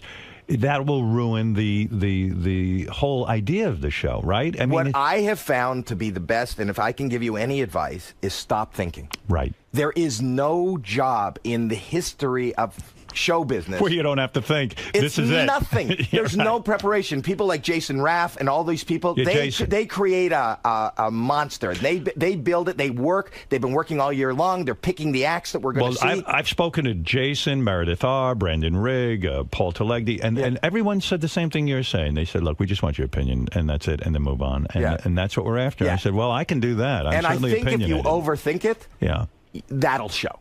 Right. It'll look like prepared. I don't prepare material. Right. I don't prepare. It's just whatever comes out. And you know something? Your intellect and your honesty is what has gotten you to where you are. And that's what people are interested in. If you bring that to the show, and as long as you don't try to be something that you're not, or that you think you should be. Is this your third season? This is going to be my third season. I've done 2. You've done 2 seasons. This is your third. Yeah. You think Sharon's excited about doing it? I think that she's very excited. She's very excited about you. I think that this is going to be a little hard for her with the New York thing because she has the talk in Vegas, in L.A. Is she on board? I assume she is. Right. So why are you asking? Have you? No, heard something? I don't know. I haven't had any contact with Sharon except she came in and did our show a couple of weeks ago. That was before you had announced. Yeah, she said she's on board, but I didn't know. She's on board. So what is she going to do? How does she do the talk? I don't know. Yeah, I see. She did not say she was on board when she was didn't? here. What did she say? She said that she was staying with L.A. and that New York seemed to be a problem for her. She loves the show. I think and would love to I don't do know it. that it's a problem for her as much as it might be a problem for CBS, right? Isn't our show, America's Got Talent, way more important than that dopey talk show she does? Because we're a network show on at night that's a huge #1 hit. If she's going to give up one show, give up that other stupid I fucking don't think show. she's giving anything up, and I haven't. I'm so busy that I haven't had any contact with her. I assumed if she wasn't on board, we would have heard about it. Right. So I think it's the three of us. Was there? I was reading about your relationship with Piers and Sharon, and one time there was an incident where you guys were on a plane. Yeah. Piers was asleep. Yeah. When he woke up, Sharon put her tits in his face, like bare tits in his face. And, Nick, he was upset about that? Because Nick was videotaping it. Why would he be upset about Nick Cannon videotaped it. I'd love that. I know, but Put your tits in my face every fucking day. She's got great rack. She does. Why would he be upset about that? I think because he's the anchor at CNN, and he felt that wasn't the image he wanted to Didn't project. Piers give up the wrong job? Honestly, I thought Piers was terrific on the show. I've said that everywhere. Yeah, I was. I was happier with him than he was with me. Right, but CNN, I think he was happy with it. I think he liked the animosity, and it didn't feel real to me. Do you think it was real that he really didn't dislike you? I think he disliked. I think he didn't get my way of judging. I think he didn't get my sense of humor, and I think that I do think it was real. Yeah. But I don't know. I was real. I took the test on the America's Got Talent website to see who you're most like as a judge, and I was convinced I would be most like Piers. I was most like you. Really? That's what it said. Mine came up with. I took the test too, and mine came up like Brandy. Really? That's frightening. Yeah, remember she was the host. Yes, of course. David Hasselhoff, Brandy. Regis used to be the host. Then it was Jerry Springer. I'm a big fan of the show. So I like you. I said, hey, I'm sitting at home doing this. I might as well go get paid to be the judge. It's the best job. I'm very honored that they chose me. I know, but you seem very incredibly neurotic and worried. No, but that's just him. I approach everything in a serious manner. I really do. But I take it seriously. I'm glad that you're on board and you're taking it seriously. But I'm telling you, have fun, be yourself. But look, the Hoff. Let's talk about it honestly. He didn't take it so seriously. I think he did. I think he took it like he takes life. That's it. Like he takes his hamburgers and his children. If it's not important to the judges, it's still, in terms of the world events and where we're going as a country and how our world is going, this is not the most important thing. But if the judges on this show don't take it seriously and really look for real talent, then the show's whole premise is out the window. Here's where for me, where it goes wrong. If the judge is more concerned about how they're being perceived versus their honesty. Has that happened? Was Piers, are you referring to Piers? I'm not referring to anybody in particular, but I know that it's hard for some judges, even at a time when they believe that they should be negative, or they believe, and so I just learned, and I'm comfortable in. I've got 3 years in, and it'll take an adjustment for you. Yeah, I think so. It'll take an adjustment.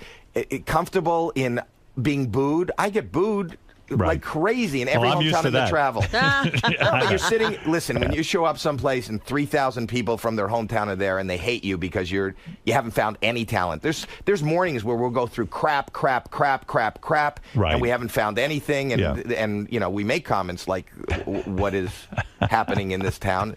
It's a hard adjustment, but it's a great show. Now I like Nick Cannon on the show, Howie. I love Nick Cannon. I think he does a great job, and I told him that I was on his show, and I really do, but I am so worried about this guy. Today he announced first of all, his kidneys failed. Why did they fail?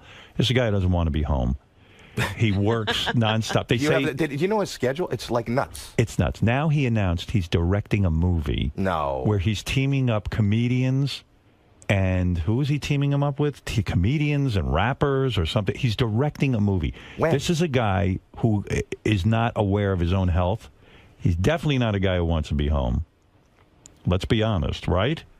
I mean, he's like a Jamaican. He's taking 50 jobs. And I said to him, I think you're key to the show. I want you there. Why don't you give up a couple of jobs? Didn't the doctor tell him that? Now he announced he's directing a movie. Well, then that's big mistake. It's stupid. Maybe we should do an intervention on this guy. I think there should be an intervention. I mean, what's he doing? They're telling me he takes a pillow and lays down on the floor between takes or something. He does. Yeah. I mean, it's insane. He sleeps whenever he can get. I've never seen anybody, they talk about Ryan Seacrest. Right.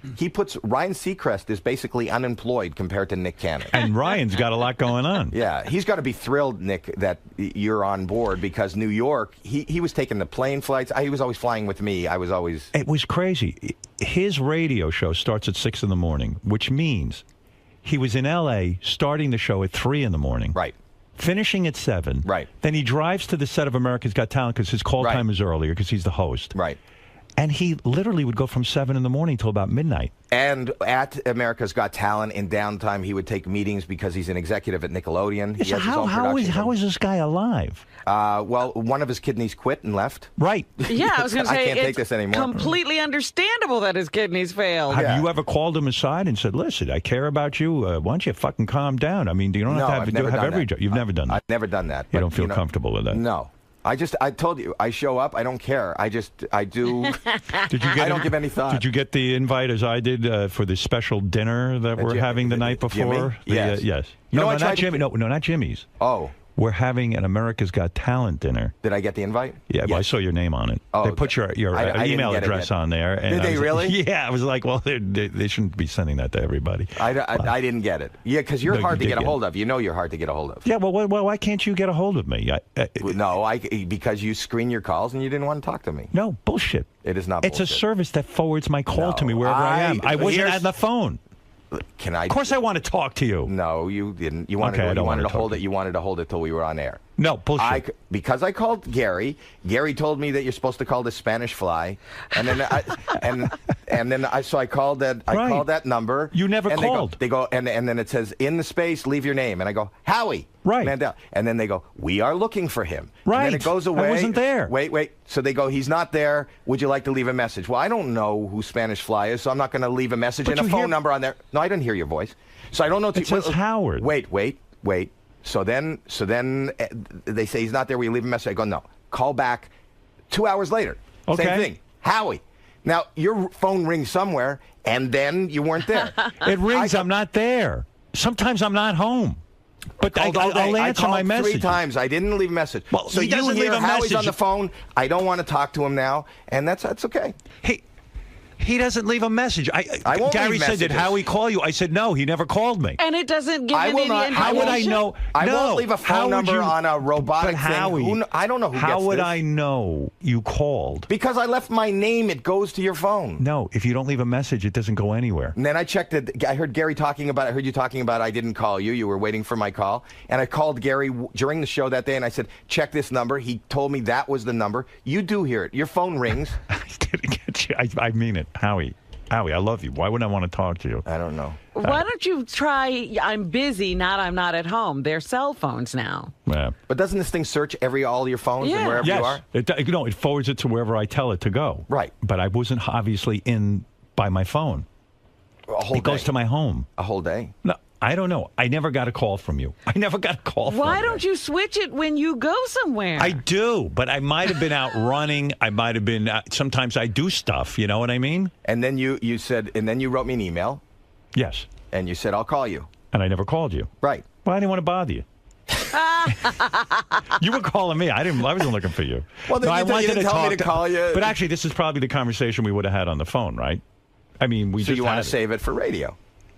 No, it just worked out that way. I mean, what would we say in private about this? How do you know what I wanted to call you about? I assume you wanted to call me about America's Got Talent. Yeah. Right. So we had it. Did you have something private you wanted to say to me? Never mind. I'm excited. I'm excited to be working with you. How's the OCD? It's not good. It's bad? Worse than ever? A little bit. You know, I'm doing this show, which makes it hard for me. Which show? The Mobbed. Which will you watch it tonight? I know you're on Letterman. Now this is your second season. No, it's really the first season. We did a special. Right. That's the one I promoted. Tell people what Mobbed is again, in case they don't know. Mobbed is, you know what flash mobs are? Right. And there's the spontaneous outbursts of singers and dancers in malls and train stations. You go on Twitter and everyone decides to go do the Michael Jackson dance. Yeah. Right. Okay. So I thought, okay, so that's kind of neat. And that was, 5 years ago they were doing that. And then I love hidden camera. And I thought, if you have a secret, an intimate secret that you want to share with somebody, what better way to do it than to take that person to a public place and they hear it in a musical? And the first one we did was a proposal. But what if you want to quit a job? What if you want to tell your wife that you know that she's cheating. Right. Wouldn't it be great to hear that in a giant musical? That's on tonight, the show? Tonight is one. It's a really good one. I don't want to give away what it is, but the guy, they don't always like work if I'm out fucking great. a guy's sister, I could get you to do a flash mob and hey, guess what? Howard's fucking your sister. Yes. Oh, that's good. I like that. But on tonight's show, we have, and it's right after Idol. On tonight's show, it didn't work out the way we thought because what happened is we always have this hidden camera thing, and it was this young guy, and as the dance breaks out, music starts, and we did kind of a, it's Smooth Criminal, that video, Michael so Jackson. the door opens, and we had this backlight, and these dancers come in, and they got chains, and they're backlit, and they're smoking everything. The guy thought he was going to die. He thought, I don't know what he thought, some sort of dancing gang was after him, and he starts going, leave me the fuck alone. What the fuck is this? I'm getting out of here. Don't you fucking touch me. You can I hear would it do speak. that too. It's me, and they're going, just calm down, just watch. And they go, no fucking way, get me the fuck out of here. And you would see me going, lock the door. We thought the whole thing, we had 2,000 people waiting there. Do you have an episode where there's a pedophile and then announce it on the air or something like that? Chris Hansen comes out dancing. Like I would like to see that. So with the OCD now. Yes. I didn't know this part. You never told me. When you were a kid, when you were like a teenager, you'd come home from school and shower for 2 hours. Yeah. That's unfucking believable. You've been tortured by this your whole life. Yes. I mean, imagine in high school. Who showers in high school? No. I showered once a week in high school. Right. Boys are usually notorious for not showering. That's right. Go ahead. Hands Bill, you're on with Howie Mandel. Watch Howie Mandel host Mob, premiering tonight at 9 o'clock on Fox. After American Idol. That's a good spot. That's a great spot. Hey, Howie. Will you watch it tonight? I want you to see it. I will watch it. And I'll watch you on Letterman. Thank you. Hey, Howie, how you doing, brother? All right. I'm doing okay. Oh, how? Well, right. But how are we going to deal with that, too? I'm That's another Howard. question. What are You're the Howard. odds of two Howards being on... A same show. You know what I call it now? There's two Howards and an Osborne. It's H2O. Oh, very good. See what Look we've at done? you. I'm always marketing. See, that's why. Marketing. That's why you're a genius. Okay. Ham Hands, go ahead. Hey, Howie, listen, with your OCD and your germophobia, if your wife just comes out of the bathroom or washed up a private parts, are you still able to kiss her private parts or not? Yeah, really? Howie, with OCD, are you able to go down on your wife? Yes. That's a good question, actually, Ham. As long Is as that really true? Do you sit there and go, oh, fuck, No. I'm going to get germs? No, I won't. I don't believe it. No, I'm telling you. Why would I lie? You probably prefer not to go down. Wouldn't you prefer just to fuck and not have to have like a any plastic saliva exchange or anything like that? I don't mind that. It's shaking hands. It's hands. But why do you think your wife is like you? A woman's vagina probably has more germs, really, than a hand's. When is the last time you've looked at a vagina and seen it cough? Well, I don't know. I heard you were freaked out in the hallway because Ronnie, the limo driver, was coughing. Ronnie coughed. I know. But then he goes. There's not a sound. I'm just standing quietly in the hall. Yeah. And then I hear like that. And I go, are you sick? And he claims he's not sick. Wait. I go, are you sick? He goes, no, it's just my voice. Your voice? You weren't talking. It'll be about 3 feet too long. But they, did he just cough? Yes, he did. Are you sick, Ronnie? He's not sick. He's run down because he was traveling a lot. He's not sick. What? Voice? He lost his voice. Wait, you coughed in silence. It's not like, what kind of voice? Silence. There was Just my voice. No, there was no sound, and then you coughed. I went like this. Right.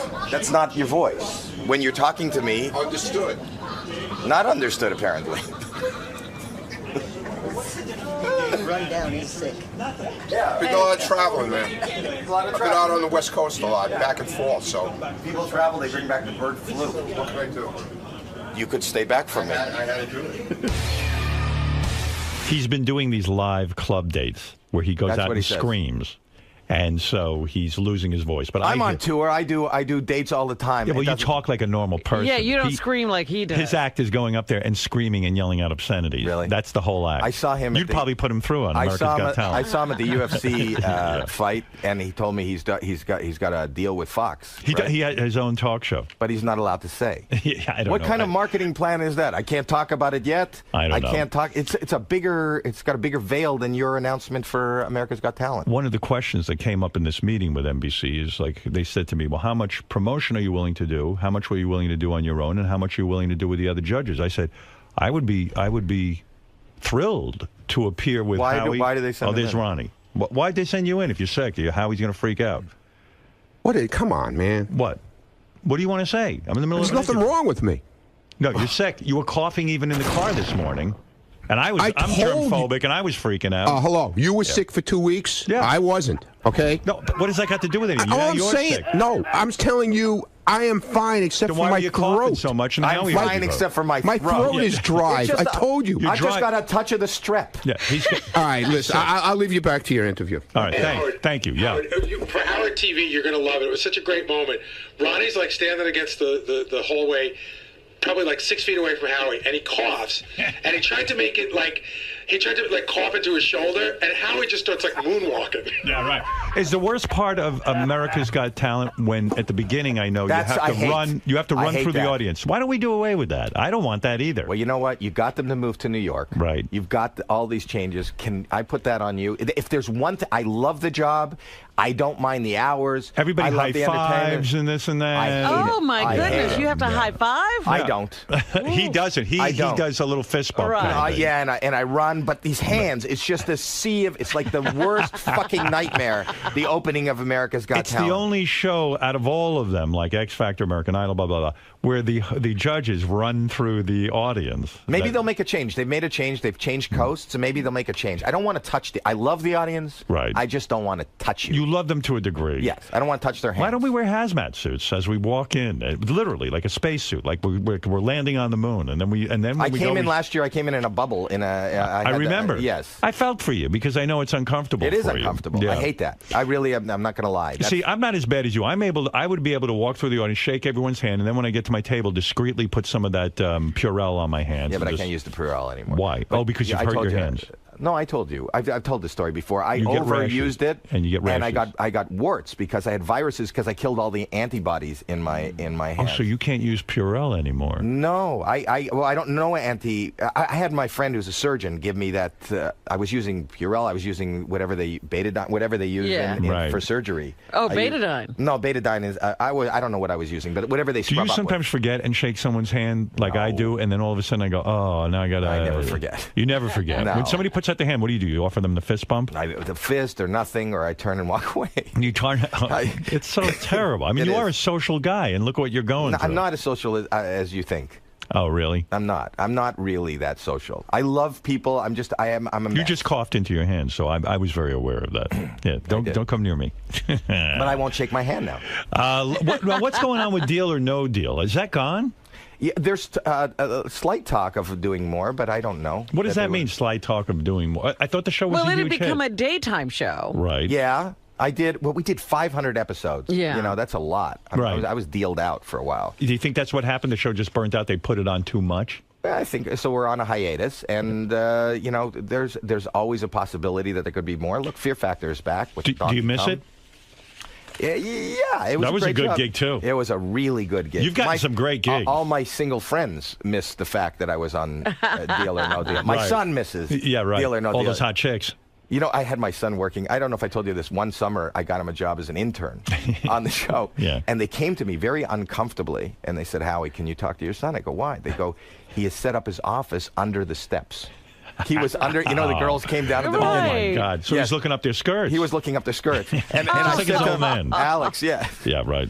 But, and I had to talk to him. And then he goes, I was there first. And then they came down. I go, you were there. You weren't there first. They were there first. Do you realize I think I'm the first American judge? Yes. On America's Got Talent. I'm American. You are now? Yeah. Weren't you? You were born Canadian, right? I have a dual citizenship. Oh, you do? Yes. Oh, so you are American. All well, right. I became. All right, good. All right. Because I But like you were it. the first born and raised in America. Right. Yes. I have a huge burden on my shoulders. Yes. Yeah. Well, I'm excited. I can't wait to work with you. I can't tell you how be more excited, thrilled. how great I think it is for the show, and I think that your presence is going to take the show to another level. I really hope believe so. that. I think it'll be fun. I believe it, and I love all the controversy, and I love that wherever I go, people, you know, that's the burning question.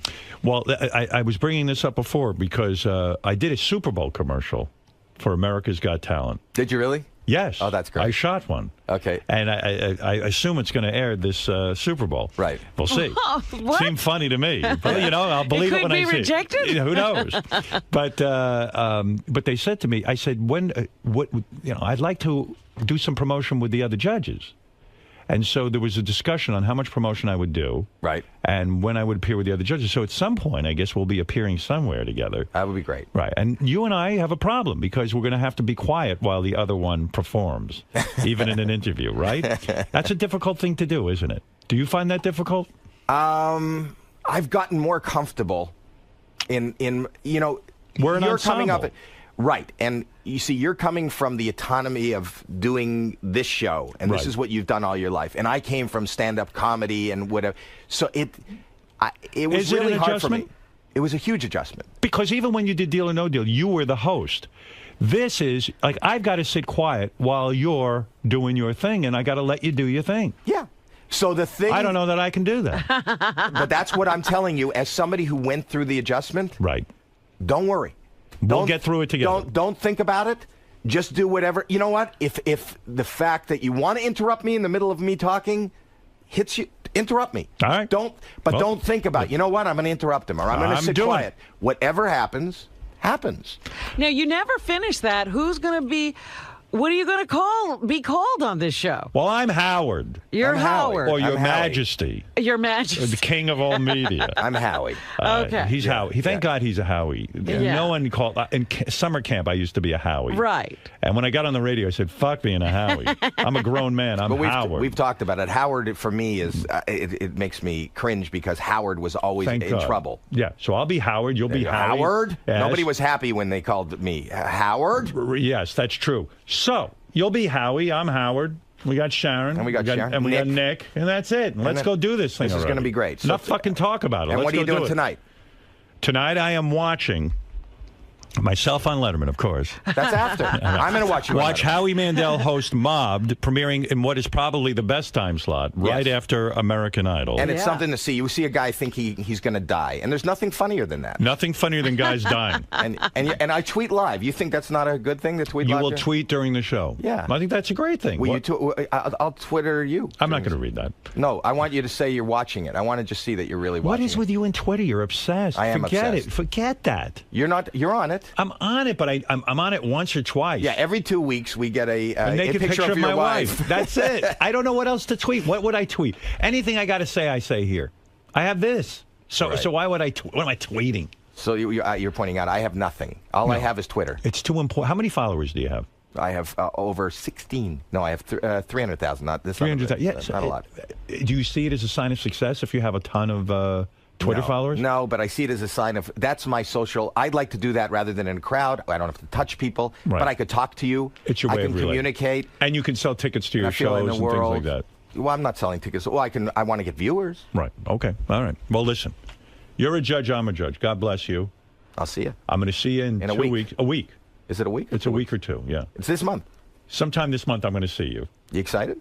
I'm excited Are about you doing nervous? it. No, I think I'm fine with it. I think you are fine. I listen to you every day. Don't worry. I worry about just keeping my health together. In other words, I don't want to be sick when I go there. I don't want to. I want to have my energy together because this job that I do, waking up two neurotic early, guys are telling each other not to worry. Don't worry. I'm the guy who won't touch anybody. How dare you tell me not to worry? Don't worry. Look who I'm getting advice. And he's worried that he's going to get sick. Now you know why I don't take Howie's calls. I'll listen to him. I'll get nuts. I live in a glass house. That's right. Yes. And you know what people in glass houses should do? Throw stones. That's right. Right. What do you do today? I saw you're hosting Regis. I'm with and Kelly. I'm going over there now. Are you the co-host? Yes. You'll be the co-host with Kelly Ripa. Yes. And J-Lo. Is it true? And J-Lo is the guest. Yes. Oh, that should be hot. That will be very hot. And so I heard she lost 60 pounds. Who? Oh, J-Lo? Yes. Is that right? Yeah. How's that? Mark Anthony moved out. Oh, you're terrible. You going to ask her about this young boyfriend that she's got? Oh, I shouldn't I? Oh, fuck yeah. I mean, can't this girl be alone for 10 minutes? I mean, literally, she just broke. This is like her third marriage ended. Wait. What? When your marriage ended, how long were you alone? Oh, a minute, but I'm a guy. Women are supposed to think about things. Really? Of course. Well, first of all, this is her third marriage that ended. Right. She just had kids with this dude. Right.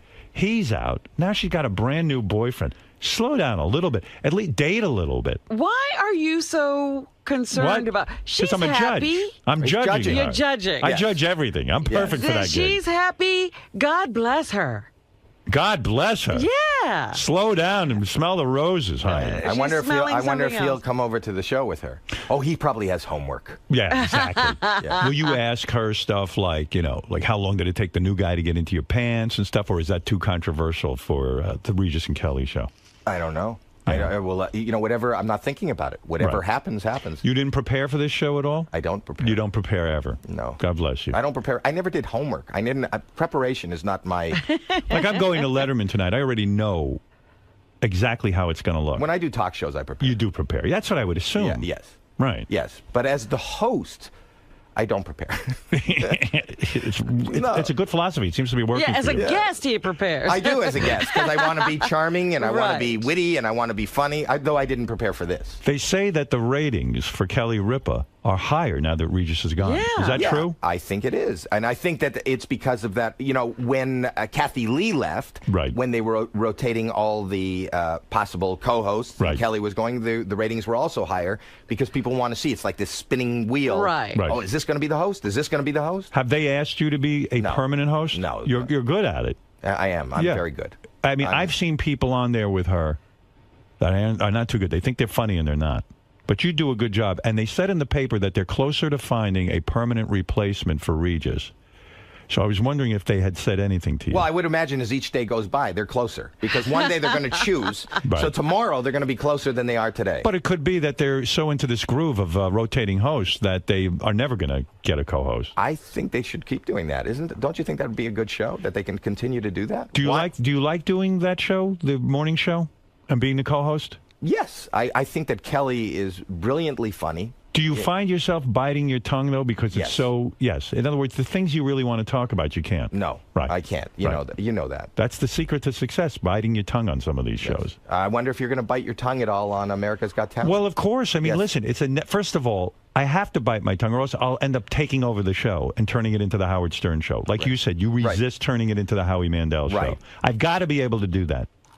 And secondly, I got to be able to realize that it's a network show that's kid friendly, and it's about me being a judge. But that's what I say. I don't know. You may have seen some of the interviews that I've done about you. Yes, you've been great. You have been nothing but a very responsible broadcaster. I mean, the language and whatever happens on Sirius is different than what happened on terrestrial radio, right? Listen, I'm going on Letterman. And you went on tonight. I've seen you on Letterman dozens of times, and Leno, you've never crossed the line beyond standards and practices. Yeah, and if I have, whoops. All right, listen. Watch Howie. I've been such a responsible broadcaster. Thank you, Howie. I think you have. Go watch some of my old shows. Watch Howie Mandel host Mobbed, premiering tonight. Yeah. Tonight is the big night, 9 o'clock on Fox after American Idol. Yeah, and next Wednesday, too. And Howie's a great guy, always been a friend of the show. Our co-workers. Now we're co-workers. Isn't that amazing? Colleagues. Robin, tell Howie what a delight I am to work with. He's in for a real treat. You're in for the time of your life. Tell him how much fun I am. Tell him how fun I am. His partner in crime who is hermetically sealed in another room. Well, what's funny is that, you talk about trying to reach me on the phone. Robin and I spend very little time communicating outside of the show. Right, because you spend 4 or 5 hours. Yeah, we see each other all day, and she's got a life and I got a life. But a call back would have been nice. Yes, Robin. Do we ever call each other back? Never. No, never. You leave a message and you let it go. And you let it go. Listen, Howie, stop calling me and harassing me. I'm here with Mike Marks. He runs my company, and he's a fan. Wait. He's a huge fan, and he wanted to know if he can get a picture of you. Now, this is, but not. He doesn't have a camera. He does sketch artist. He's a sketch artist. He wants to draw. Sketch us? He wants to. Can he come in for like 10 minutes and just sketch you? Sure. Yeah, absolutely. That's what he does. I don't mind. Go ahead. That's what he does. See, you don't get under my skin like with Piers. You amuse me. So Mike Marks can come in and just draw you? Sure, absolutely. Okay. For a good hour. All right, Howie. Yes. Calm down. All right. Everything will be fine. And stop worrying. That's my advice to you. Okay.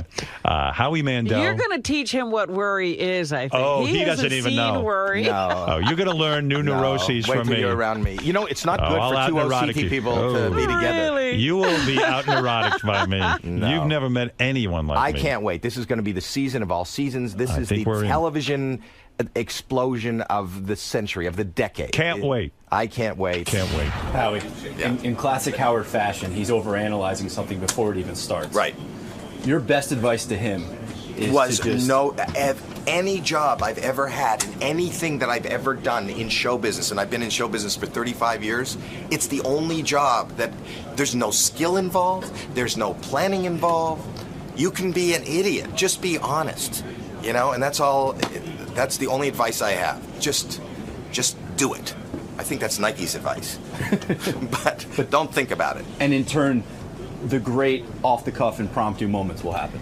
He's a witty, smart, intelligent man who you know, has an opinion, and if he's just brutally honest and doesn't think about it, he'll enjoy it, and we'll have the best results we can ever imagine. Basically, he should follow the same template that he does for his own radio show. I mean, No, I believe on his radio show he does a lot of preparation and knows where he's going. Right, you but know? from the honesty and that standpoint. Yes. All right, Howie, good luck. See you later. All right, Lisa.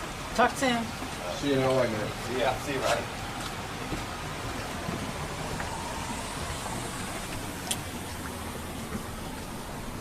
I wonder if Howie's going to have a cold now. Oh, stop it.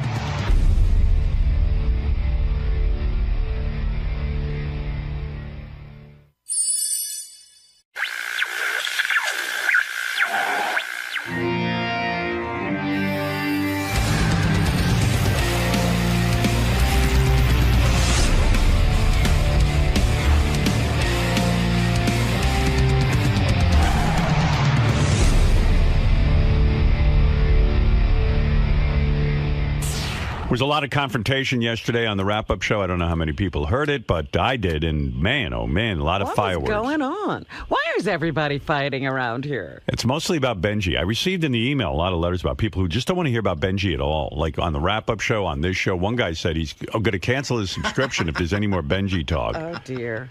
And I thought actually I had limited the Benji talk, but the wrap-up show picks up where we leave off. Right. What we don't pick up on, they discuss. Yeah. And a lot was made that Lisa G is consumed with Benji and the girlfriend, and that the girlfriend is using Benji. But I think, you know, she's just weighing in with her opinion, much like everyone else. You don't think she's obsessed with Benji and I'm jealous? But someone told me that literally in the newsroom, she talks about it 24 hours a day. That I didn't know. Oh. That I didn't know. That she is obsessed with Benji and Elisa, his girlfriend. And that she talks about Benji and Elisa constantly, to the point that some people put on their headphones so they don't have to hear Lisa talking about it. Wow. Yeah. So she'll talk to herself about it if nobody's listening. Yeah. They say she's obsessed, but, you know, from what I heard, she's just someone like me who weighs in about the people who work here. Benji's in a relationship where I thought Lisa actually made a lot of sense on the wrap-up show, and I thought she gave Benji some good advice. I'll play you a clip, and you tell me if you think she's dead on. I do.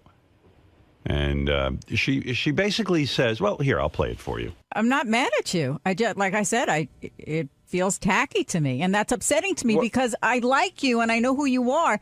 And we had a private talk about it. Yeah, and you said you said very, very mean stuff publicly about my girlfriend. I thought you were being very, very... What did she say that was mean? I'm not going to repeat it. Well, I think the comment was in one of my pieces. John will repeat it. Lisa called Lisa's career a non-career. No, I said... referring to her musical ability. No, I said Benji's trying to be a hero to a non-career. That's what I said. Lisa's memorized the line. So that was a strike. And I apologize. No, you never. Actually, you said I'm sorry. You kept saying I'm sorry if that hurt your feelings. Didn't you never also said apologize for saying it? I think you said it. I don't know what your rage is about it. What your upsetness is about She's it. not a rage. You haven't heard what everyone has been saying here. That So why do you? Why are you? Look, why are you if giving? she's that talented, she'll be fine on her own. She's getting noticed. You can take a breath about it, Benji. Okay, what if I feel like you're in this like trance about. Oh my God, I have to get her a career, a recording contract. It will happen. Enjoy being part she's of being meant. Yeah, but it just feels like too much. Well, it doesn't feel organic, that's for sure. It does not feel to anything. It feels very manufactured. It was almost like an intervention yesterday on the air because what Lisa says is true. I mean, Benji is obsessed with getting his girlfriend noticed to the point that I think Benji thinks this is his cachet with her. Yes. That as long as he keeps her career going, she'll remain interested in him. And if Benji was honest, and I could actually talk to him about it, which I won't even attempt, I believe that he would relax a lot more if he stopped all this and finds out whether she loves him for him. Dude, you are being so... I think Lisa made a good point. Honestly, pal. What's the point? The point is... Let me ask you a what favor. you just asked me. Let me ask you a favor, because what you guys do, you put things so generally where you can't... I'll be specific. Be as specific as possible. It seems to me you're devoting a tremendous amount of your personal energy to promoting Elisa's career.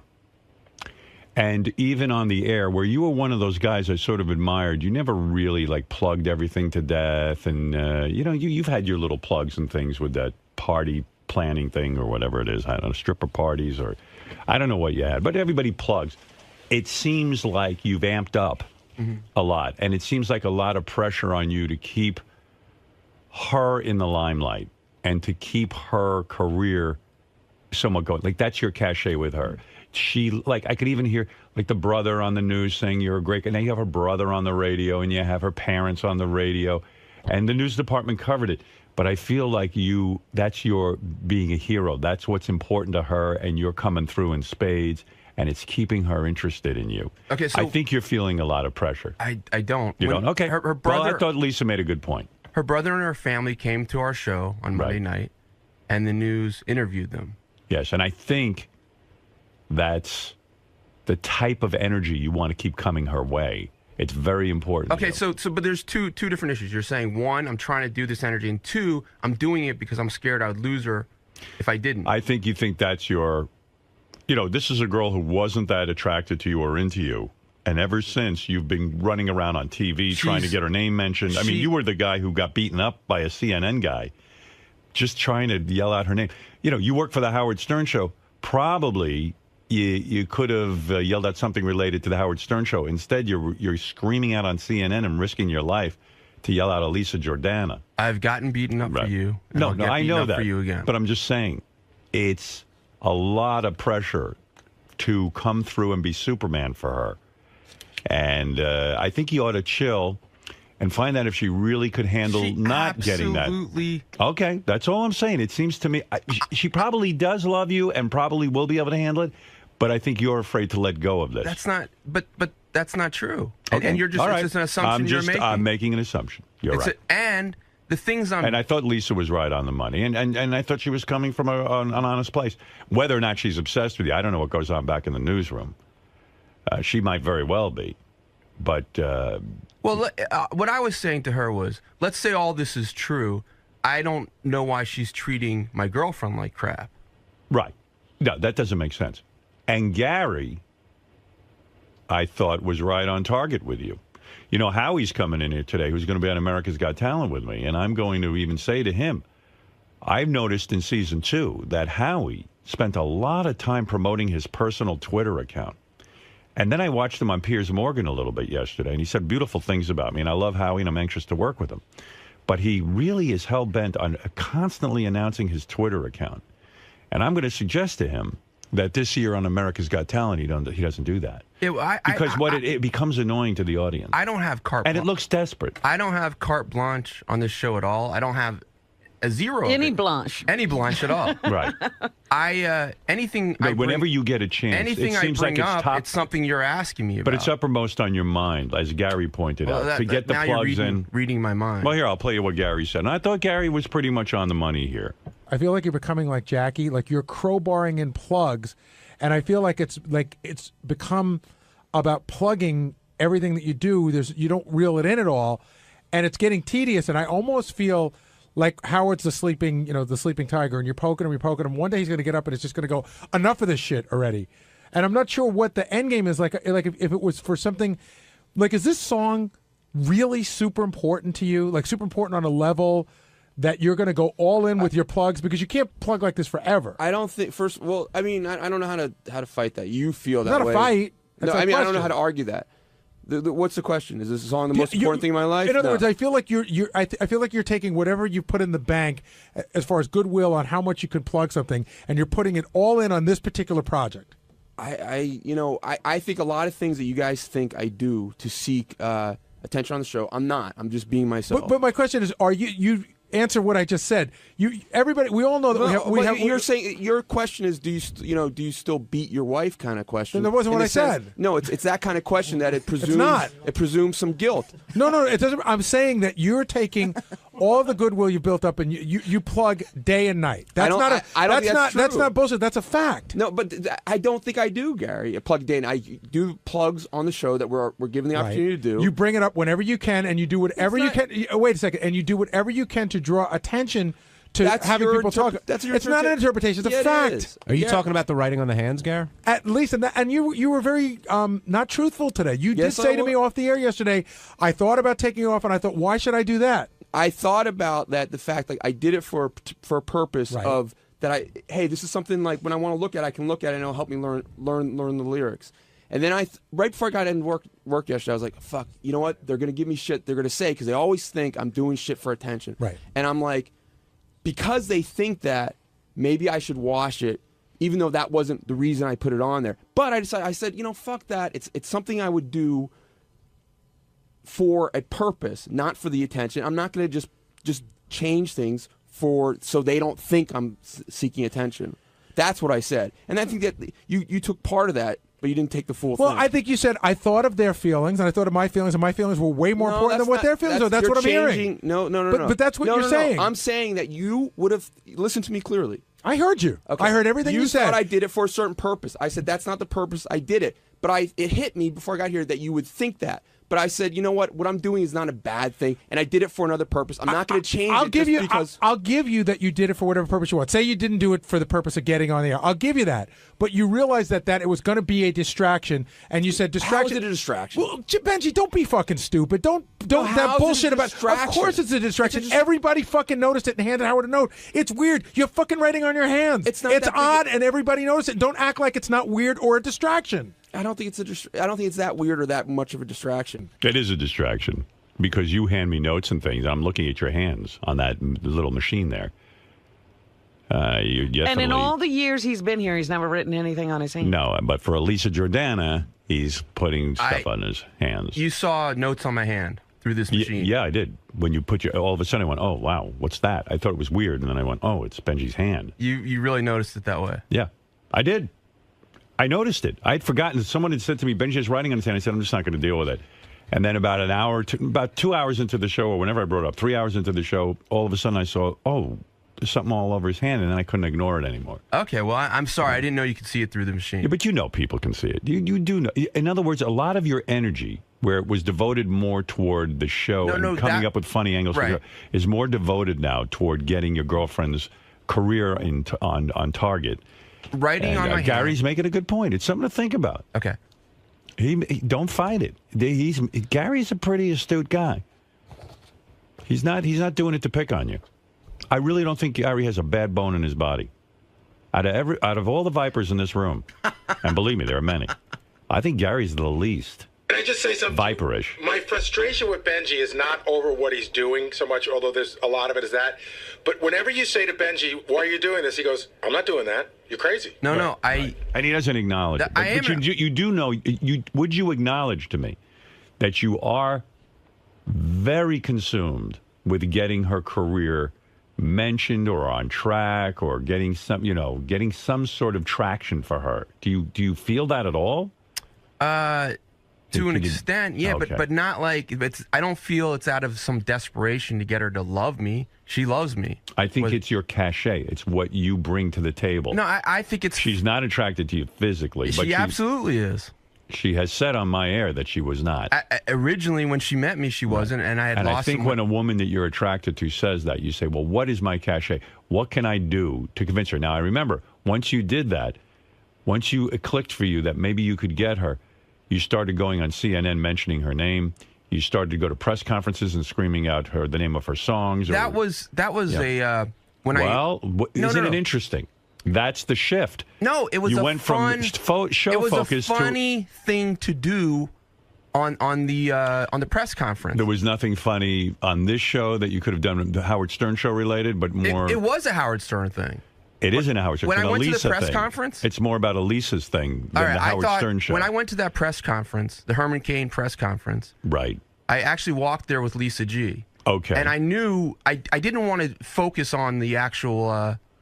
It was his charges of sexual harassment. Okay. I wanted to do something kind of absurd. And out of all the topics was your girlfriend's song. I thought of it on the way over. Right. It was about we had about 15 minutes. So what was upmost on your mind? I was thinking, should I just start doing questions about the weather?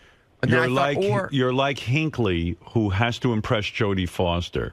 Trust me, it comes off a little bit like that. That wasn't the initial intent of that. Then I thought, oh, this will be funny if I just start And lately, everything has been your girlfriend-centric. In other words, every bit has been sort of something to do with Elisa or your appearances with her. That's what Gary's talking about.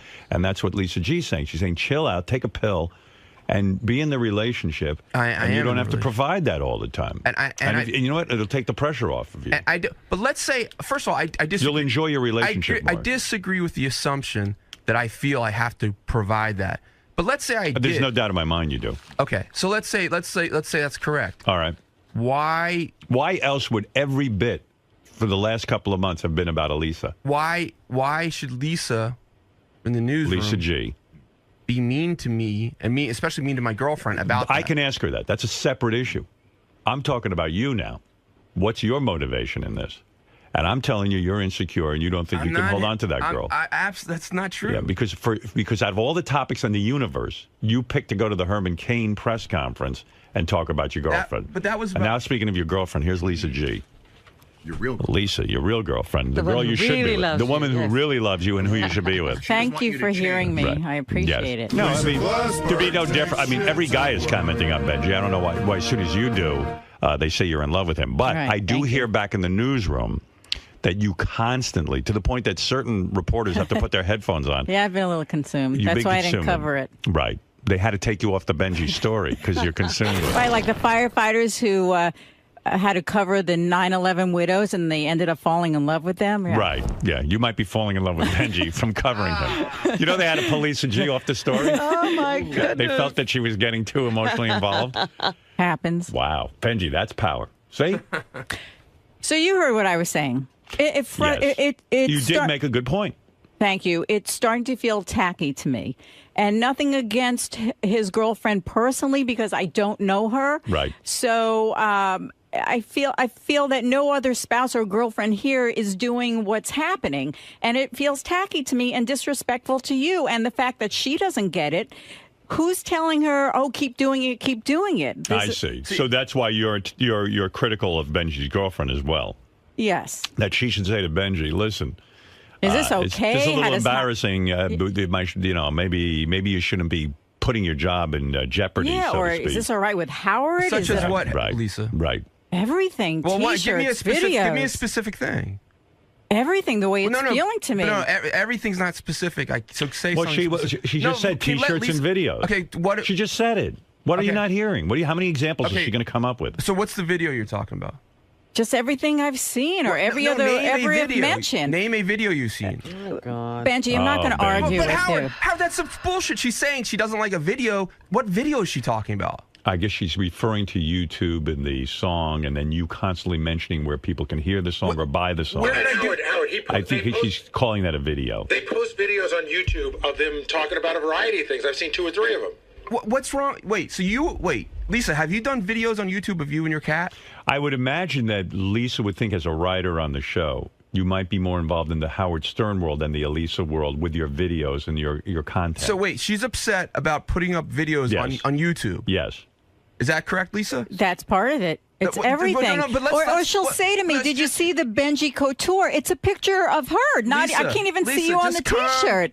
So it just. Well, there is a specific. Wait a second. No, Benji. let me go back to the first specific. She gave you a great specific. Let you me go asked back for it. to the first specific. No, Benji, no. Why can I address the first one? Benji Couture is a picture of your girlfriend. Well, he's on it, but it's where's Benji? He's not even looking at the camera. So you don't like the way I'm not looking at. And she's saying why she's critical of your girlfriend. I'm just interpreting. She's saying. Maybe the girlfriend would have said to you, Benji, we just started going out.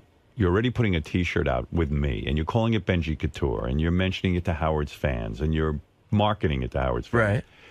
Right. It's a little bit embarrassing. She's saying, where is she in this, too? Like, she should say, gee, I don't feel comfortable. Who, Lisa? No, Elisa. That's what Lisa just said about the Benji Couture. Okay, so you don't like that I put shirts She out? didn't say she didn't like it. She's just saying it's odd. Okay, but does odd give you the right to be mean to somebody? I had an opinion. I had an opinion. Right. I can understand. No, I know you've hired a personal publicist. I know you just did that. And I know that you have and I don't have a problem with that. I think you should build your career. But the sad part in this I just hired a personal publicist? Yeah. Okay. Did you? I don't know. For sure, I don't know what you're talking about. Yeah, you hired a personal publicist. From what are you basing this on? That John Lieberman told us you hired a personal publicist. He said he spoke to him. Sounds just like High Pitch Mike. Yeah. Right. Okay.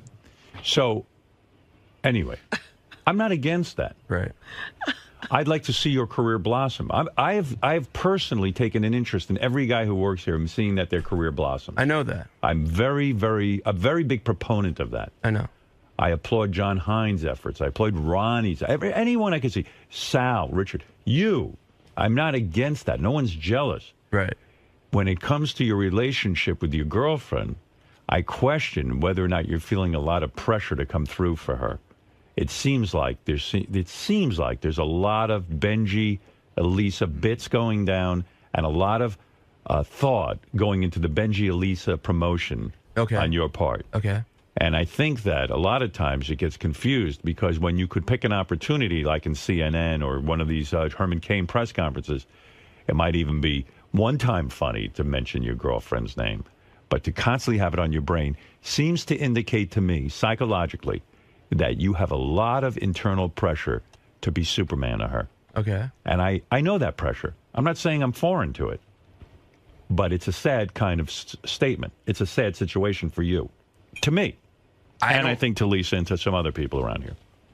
I don't feel that pressure, but I can't convince you that I don't. Well, it's odd that out of all the millions of topics, that's the topic that keeps coming up. You came up with a T-shirt, and it's basically a picture of your girlfriend T-shirt with you kind of there, and it's called Benji Couture, and you kind of just met her, and it's a money-making enterprise. Okay. And, it's... I take advice from a guy who's had a pretty successul career. That's me. I'm not in the T-shirt business. Right. I don't sell T-shirts, and there's a reason I don't. But I certainly I'm not going to market a T-shirt about Beth and myself and sell it to my audience. Now, I know you're in a different situation, and you're hungry to get something going. But pick and choose. Even when you go out and record a bit that's going to be on the air, pick and choose what your comedy's about. Shouldn't always be about Elisa. Sure. All right. It's so on your brain that it could indicate that you're falling into the abyss of like, wow, I go home today and Elisa's going to want to be in love with me because she got mentioned today on CNN or there's a lot of pressure there. It seems to me. Right. All right. That's it. And even if I say this stuff, what you're assuming is incorrect, I don't feel this pressure. But even if you were correct, I don't think you're aware of the pressure. Okay, that's absolutely possible. Right. I don't think I think you're ethically, Lisa, being wrong to be mean to me about it. Why are you throwing it back on me? It's like you didn't even hear what Howard said. And I don't think she's being mean. Well, I don't. All right. Well, one, you don't. She's critical of you and your girlfriend because she feels your girlfriend should say, hey, maybe do a reality check too and say, hey, Benji, some of this doesn't feel comfortable to me. But that's irrelevant. I'm talking about you. I'm not talking about your girlfriend. I don't know your girlfriend. And I think she's lovely, and Lisa made a good point. If she's going to have a big career, it can't all hinge on you feeling this like you can't be Colonel Tom in this situation. Okay, but I felt there was several direct things with Lisa being mean to me about it. There's been some where you're kind of, it's a different role between you and I. But are you being mean, Lisa? I had an opinion and I stated it, and then I apologized privately to Benji, saying I'm sorry if that hurt you. That's Gary, is Lisa being overboard and mean? I don't know. I mean, I heard the comment that she made. I think that she speaks for a lot of people who may not want to verbalize that, but I don't know whether it's mean. It's an opinion. It's not like I hate that fucking bitch. It's just like I think Benji's spending a lot of time. Lisa, let's clear this up too. Do you have emotional feelings for Benji? No, I think he's terrific. I think he's very talented. Do you have romantic interest in Benji? But I agree with you. I think he is an amazing comedy writer. He's 10 steps ahead of everyone. And so when he's trying to sing with Elisa, I think, why doesn't she, as his girlfriend, say, wow, you are so talented. Write a sitcom. You've got a lot of free time. Write some jokes. Exactly well, that's what not you her were role. saying. That, you see, that's where you're overstepping. All right, but because that's not who she is, or maybe she is that person. You don't know what she's doing. But like I said to Benji, that's my issue. Right. That's what I said yesterday on the wrap-up show. I think you were more on target when you said to Benji that she's going to make her own career, and you don't have. And you know what? Chill out and let things happen if they're going to happen. You don't have to constantly be promoting. You know. But I know you're spending a lot of time thinking about Benji. That's why they took you off the story, because I heard that on late Friday night you were texting John Lieberman about the Benji T-shirts. I mean, it's a Friday night. You're home. Yes. You're overly involved. Well, not anymore. Right. They took you off it. They took me off it, and you're discussing it now. I feel so much better. Right. I feel like someone heard what I was trying to say, so it makes me feel good. You were saying that the judgment was you can't be professional about this issue. No, that's not what I said. My boss thought it would be better if John covered the story because it was a live performance. Think? I'm busy doing the news.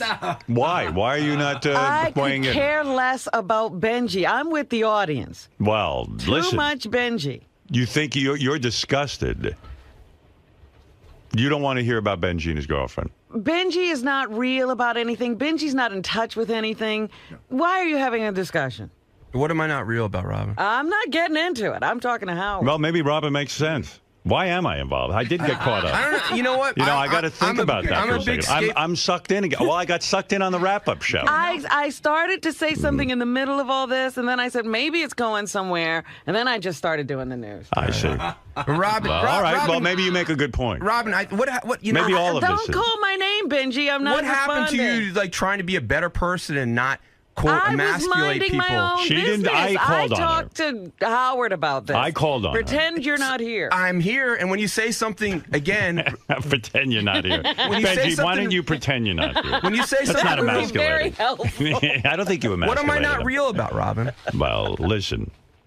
Robin maybe just made the best point of all. Again, I got caught up in this. I agree. I don't completely fit in here, but you guys make me a scapegoat, and you pigeonhole me in a certain way that... No, I was actually interested in helping you today. I thought Lisa made some good points on the wrap-up show, so I brought it up to Robin, and then I brought it up to you. And I thought that Gary made some good points. I hadn't really been thinking that much about you, and then when I heard the wrap-up show, I became intrigued in this. So... But Robin just made me think of something even the bigger picture. Who the fuck cares about any of it? So she could be right on, and I could be completely off on this. But meanwhile, I'm weighing in with my 2 cents. I could be completely wrong. Here's my point. Benji doesn't take advice. Right. Why am I wasting my breath is what you're saying. It's true. You know what? You're right. God bless you. Okay, goodbye. All right, goodbye, I've Lisa. got things to do, big stories to cover. All right, let's talk about Fred. Now, there's a topic everyone loves. Good. You gave me a reality check. Okay. All right, good for you.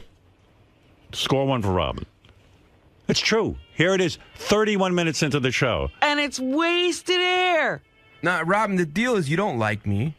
And so you get angry. He's trying. He's getting to you. Trying. You're going to get sucked in. I'm not going. No, you talk to him now, and then I'll yell at you that you're wasting the audience's time. I'm cured. Do you like Benji? I just want to know. I love Benji. You do? I love him. All right, good. All right. Well, there's your answer. You can't talk to her, but I can. What else do you want to know from Robin? I can't wait till how I'm treated when you really love me. I know. We all like you. things reached the boiling point today between you and Lisa. Yeah. I mean, the gloves came off, and not that it got nasty, but it got very real and very honest. And can this relationship be repaired? Or are you just so pissed off at her that it's almost like she's trying to cockblock you? All right, guys, remember no cell phones. Yeah, I think I have an open. I don't, I don't like some things Lisa has said and done, but doesn't mean I have a permanent dislike of her. I like her, and we'll see what happens. She made the prediction to me earlier that you and Elisa will be broken up by May at the latest. Well, that's cool. I mean, I think it's very easy to predict couples will break up because most couples do break up. Very few stay together. So I don't feel that we will, and I hope that we're not. But if we are, it'll be because, that's how things evolve. Do you think she sort of threw you under the bus in Howard's eyes, and that she brought to light some things about, you and the Stern Show and publicity, and sort of painted you in a very negative light earlier? Do I think she threw me under the bus? Yeah, like she from my standpoint, I think she has some feelings for you, or at least a very strong liking of you, and that's why she's so put off by this relationship. But she spun it as like a Howard. It was an insult to Howard. Oh, I see. So was she like? Yeah, she threw your job under the bus. Oh, yeah. Maybe. I think she has personal feelings, and she's trying to rationalize it. I think, yeah. So I don't know if I would say throw under the bus, but yeah, she's trying to rationalize some personal feelings and find reasons that are not legitimate to castigate me. So you wanted to lose all this weight and change your look, but it's not easy being a sex symbol around here. The women, it's driving them nuts. We're the guys. Yeah, some of the guys too. So. Yeah, including me. All right, Mr. Bronk. Thanks. Lisa, today everything sort of came to a head. This has been building up for months and months and months. You mentioned at the end of the interview, now I feel better. I do, because Howard heard what I was saying, what Gary was saying, and that makes me feel that I wasn't just talking into thin air, that it made some sense. But the issue is Benji's not hearing it, and I think it's making him angrier. So I bet you he's angrier at me now. Is this the closest you've ever come to an interview subject in your career? Probably. But, we work so closely here, but I think it was a good thing I didn't go and see them play. I would have liked to, just to hear what the music was, but I just don't understand why he feels he has to sing with her. It just feels so phony to me. But is he really hurting anyone at the end of the day? Is he really damaging Howard's reputation or anything? No, he's not, but it just feels so tacky to me and disrespectful to Howard. There's a line that you shouldn't cross, and it bothers me that she hasn't said, like, ooh, maybe this is a little too much, or what does Howard think? Ooh, I'm doing T-shirts now with it's my picture. It just doesn't feel good to me. And so I'm glad I said what I needed to say. Do you think Benji will ever forgive you for your hardline stance on his relationship? Yes, when she breaks up with him. You'll be there with open arms? No. No, I won't. A shoulder to cry on? No, he can't have my shoulder. He'll have my support in whatever he decides to do, but maybe he'll see it when she dumps him. And look, these words might come back and bite me if they get married, but I was going to say, do you think she will, if you were a betting woman, would you say that Benji will be dumped by Elisa eventually? Yes. May. You're predicting by May? Yes. All right, you heard it here first. Okay. Thanks, Lisa. Bye. Bye.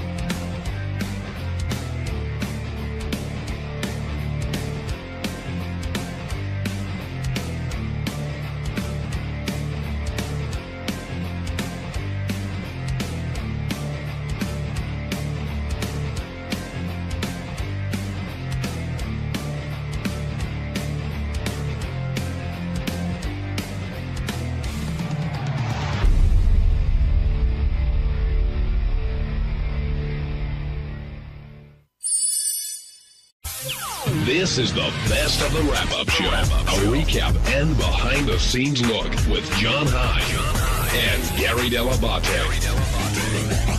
The best of the wrap-up show begins now. Hey, it's Gary Dell'Abate. On Monday's wrap-up show, we were talking about who's the bigger superfan, Marianne from Brooklyn or Bobo. And then Bobo called in, and we talked to him about how crazy he is about the show. And then we gave him sort of a Sophie's choice. If he had to give a kidney to Howard or his wife, who would he give it to? You'll be shocked at the answer. We should talk about this Bobo Marianne from Brooklyn. I think that's a good battle when you really think about it. Who's the more passionate fan, Gary? Bobo's probably a tiny bit. They're pretty close. Bobo might be a little bit more passionate, if you will. Passionate's one word, crazy's another. But, you know, for Marianne's a woman, and they're both leaving. So I said to myself, okay, they're both leaving their family. But when a woman leaves her family behind, like to get up, you know, to before the kids even wake up, and so somebody else has to get the kids off to school, I think she's probably making a little bit more of a sacrifice. I kind of looked at it the same way, but in a more extreme way. And I do think, when I think of what love means, I think Marianne loves him more. But when I think of who is I think Howard could say to Bobo, I want you to give up your life, you know, move in with me and be my slave. And I think there's a good chance Bobo would do it. I don't think Marianne would do it. I don't think Marianne would give up her family. Benji's got something there. Yeah. Marianne loves Howard, but she does love her family too. Bobo loves his family, but he might love Howard a little more. Okay, so if Howard asked Marianne to live in his apartment for a month, you don't think Marianne would do it? For a month? For a month, yeah. I think she'd do it for a month. But I think Bobo would do it for a lifetime. Yeah. Bobo, is that true? Hey, how you doing there, guys? Absolutely. I mean, if you speak to John Lieberman, he was at my house for 3 hours, and he interviewed my wife briefly because she doesn't really like camera stuff. And she says, actually, Howard comes first in our lives, and we're second. But, no, I put... Bubba, what's a discussion with your wife? Like, if you say to your wife... But see, it's weird because, like, you don't go to, like, Letterman. You don't hang outside Letterman. You don't hang around a lot. You have you're sort of into the show in a different way. You don't attend a lot of stuff, do you? Well, you know what it is. I'm out here on the island, and it's cost of expensive too to get there. And I'm way out here. It's not like I'm in the city, but nearby. Marianne's not in the city. Well, she's in Brooklyn. It's part of the city. Yeah, but it's not easy for her to get here, and she's got kids. Oh no, I'm not saying it's easy. And she's got kids she's got to get off to school or pick up from school, and she's not doing that to do this. But I would imagine it's easier for Bobo at home because he could still have a relationship with his family, yet follow the show as crazily as he does. Right, but like her kids are grown, and I got a 5-year-old. It's a little bit different. But we're both crazy. I think it's a photo finish. It's almost like a horse race. You know what I mean? You don't know. It's right there, neck and neck. You got to give up props too. What's the worst argument or disagreement that you had with your wife over something having to do with the show? I think it's the amount of time that I spend. You know what I mean? Like, I have to learn to, like, we're out to dinner or something. She says, you're always working. I love Howard, but you're always working to dinner about the show. Could this be about us? I go, you know what? You're right. And then I got to catch myself. Was there? It's just shutting that switch off. Was there ever a specific incident or event that happened where, you chose the show over something at home? Yeah, going to the Superfan round table, which I'm doing Wednesday. We had something planned. I go, listen, hon, I got to do this. She knows how passionate I am, Well, like here's a perfect example. Like Valentine's Day is coming up. So if you guys had made great plans for Valentine's Day, but then you found out that Howard's doing, something for America's Got Talent on TV on Valentine's Day, and you don't want a TiVo, you want to watch it. Is it one of those things that you would fight about, or do you just assume your wife is going to understand that that's what it's got to be? Well, on a day like that, no, it's got to be dedicated to her, because she is passionate. I mean, been patient with me with everything I do, But there have been times where I got caught up, and I did, that did take precedence over what we were doing. The classic Sophie's Choice question, like, they both need your kidney to survive, and one's gonna die, one's gonna live. Who do you give it to, Howard or your wife? Oh my God! You asked me that question. I have to go to my wife because, you know, she's the mother of my kid, but, you know, I love Howard so much, man. I don't know. Would you get Howard would be gone, Bobo? I mean, if you made that choice. And if you make him survive, he'll know the rest of your life you're the one who did it. Yeah, I can't make him die. No. Would you give one to each and just let yourself die? Wait, you can't. Yeah, make him, I'd probably do that. You can't make him die, so you'd let your No, wife I die? can't. I can't let either of them die. I think I'd just check out. No, what do you? So seriously, you got to do one or the other. One. You got to pick one. Got to pick one. Oh my God. I know my wife's going to kill me, but I got to go with Stern. No, I can't. I can't because she's the mother of my kid. You know what I mean? I'm not that, you know, far off. That's if I didn't have my kid, you know, it's different. Yes, you know? John Lieberman. Even though I love my wife, but still. Well, you guys will get a kick out of this. You know, I spent a lot of time with Bobo. Bobo's therapist told him that he needs to do something to back off the show a little bit. So Bobo suggested maybe he won't listen to the wrap-up show live. Maybe he'll just listen to it on replay. Hey, Bobo, what's up with that? That was what the concession he would make to his therapist. But I interviewed his wife as well. It's a very telling interview. She says she understands that she knows she will always be second. She will never be Howard Stern in his life. Yeah, Gary, I guess that's the bargain you make if you're going to marry Bobo. Well, that's true, too. When you guys got married, because I remember meeting your wife when you guys were dating, so she knew very well what she got into, correct? Oh, yeah. I mean, I didn't introduce him until I was in Huntington at a restaurant there, and I said, oh, by the way, I'm, you know, do stuff for the show. And, you know, I gracefully worked it in that way. So she knew who I was. If we talked about this, stop me. Was there a Mrs. Bobo before the current Mrs. Bobo? No. Oh, so this is your first wife? Well, no, this is my second wife, but my first wife did not. I was Bobo, but she hated the show. She hated Stern. Oh, I see. So she just didn't go by the name Mrs. Bobo. No. And Dawn's proud. You know, she's proud to say that because she loves Howard. But did the show have any effect on the ending of your first marriage? Yeah. Absolutely. What happened? Absolutely. I had now it wasn't a shrine like I have now, but I had stuff on the walls and stuff like that. And she used to get crazy at times. And enough with Howard Stern. We go here, we go there. It's always about Howard Stern. And she tore my stuff down. I go, that's crazy. You don't do that to me. I worked my damn ass off. And I said, this is my enjoyment. I said, I'm out of here. You know, and that wasn't the deciding factor. But you know what? I gotta find someone who likes the same interest I have. Wait, Bobo, you walked out on her, or she walked out on you? I walked out. I said I'm done, and she wanted me back, but I said I'm done. I'm out of here. Did you pack up the shrine as you walked out? Well, I didn't have like a per se shrine. I had everything in boxes and tapes, but now it's full. You know, John could tell you everything's displayed. You know, the shrine is bigger than most New York City apartments. Is that right? Just the shrine. Oh yeah, it's huge. And you know, my wife was very good about that, taking a part of our home. And you know, I didn't even notice. She's surprised. She goes, you know, we had workers come in do the work, and she goes, I go, what's this gonna be for Nick? And she goes, no, that's for you. I go, you kidding me? She goes, no, I know how much you love the show. Bubba, what's the one item that you own that is in your mind the greatest item, artifact, or piece of memorabilia from our show? Probably the Leroy Neiman, replica, which is signed and framed. I like that, and that's probably a dead heat with the Crucified by the FCC box set. That means a lot to me, too. And that's signed also? Yeah, I think so. You're trying to acquire Casey's foot. Hey, Bubba, why does your therapist think you need to back off of the show? Well, because, you know, my wife told him things like, he's too crazy, maybe you can get him to calm down with it and, you know, have time. So what I did is, like, after you guys are off, I put on the dad hat, and then I do what I got to do, you know what I mean? And I become, you know... And do me a favor. If anything, you should listen to Black on Black on delay. Stick with the wrap-up show live. Yeah, keep us live, Bobo. No, I will. Or Riley or something like that. Or Jackie. Listen to Jackie on delay. All right, thanks for calling in. John, can you give us a quick description of the shrine? Oh, I mean, it's almost hard to describe in words. I mean, everything that Howard's ever done, said. Bobo has notes dating back 25 years, his own personal handwritten notes that are dated with the questions that he wants to ask when he calls in.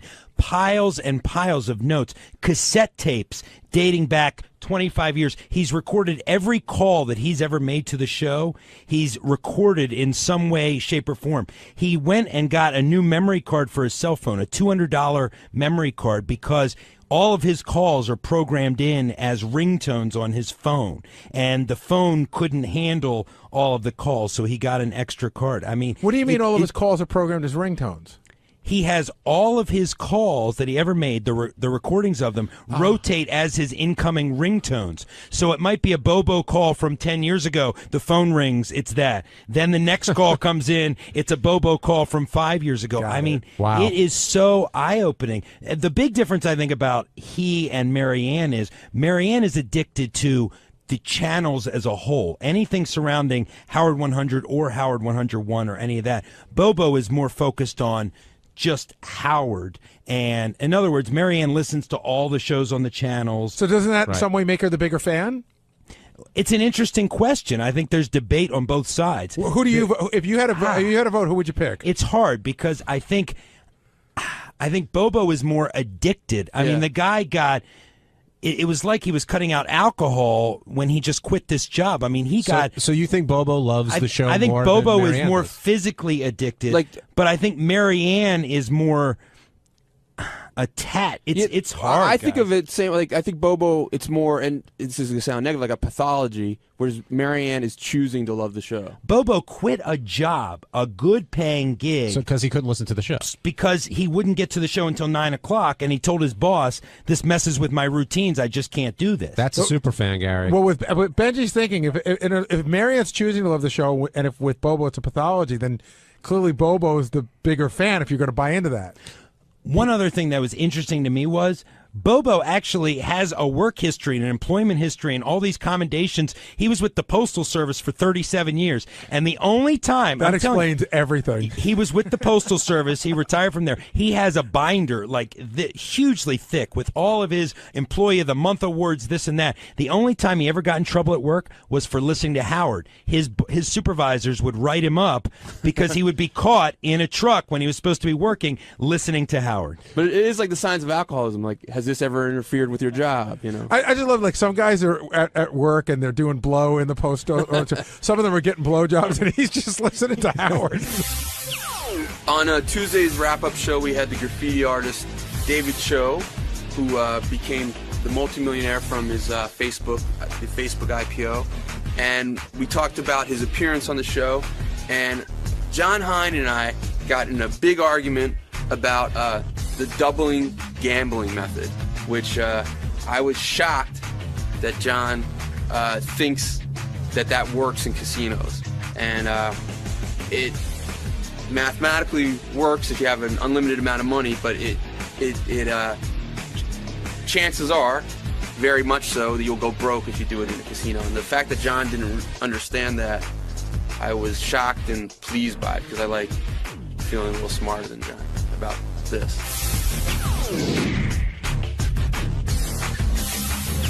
Our featured guest was artist David Cho, and we should talk a little bit about how he got here in the first place. Okay.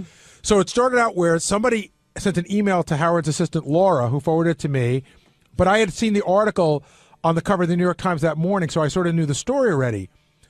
Pitched it to Howard, and Howard's like, this sounds like a pretty cool story. Let's look into it. So I thought it was going to be more like a phone call. I didn't realize how big the story was. David found out that there was interest. We find out that the whole world wants him. Everybody wants him. And all he wants to do is Howard. You know, it's like at Splash. Anybody here from Penthouse? And so he wants to do Howard. And so people like ABC, I think, flew him in. And then there was a whole thing going on over the weekend where the ABC people were trying to get us to pick up the tab for some of it. I'm like, hey, he wants to do our show. He said he'd fly himself in for us. He was thrilled to be on the show today. So we decided to have him in live. And then only after we decided to have him in live did Will do a little research on him and said, holy shit, this guy's going to be a great guest. We wanted him on solely for the Facebook story. We thought that would be enough. Then, Will says, he's in jail. He's punching himself in the face, drawn with blood. And then we found out it'd be awesome. Oh, he's in jail in Japan. Right. And the whole gambling thing fascinated me. And Will, you should come down and talk about this because I know you were also fascinated by it. And then he came in with that painting. He did the artwork. That painting was amazing, by the way. The one he did for Howard, yeah. I loved it. And he did the artwork on the wall in the green room, and he was a really interesting guy. But I was watching Howard sort of relate to where he was coming from, and Howard would talk a little bit about his philosophy in life, and, Dave's like, yeah, but why not live it up? You've got this, you've got that, enjoy it. And he's like, well, one day you may not feel this way. Right. I was surprised because I think a lot of people liked him. And I spoke to my wife right before we came to wrap up, and I wondered what she would think of him because he was talking about banging broads and doing this and everything. She goes, God, that guest was so good.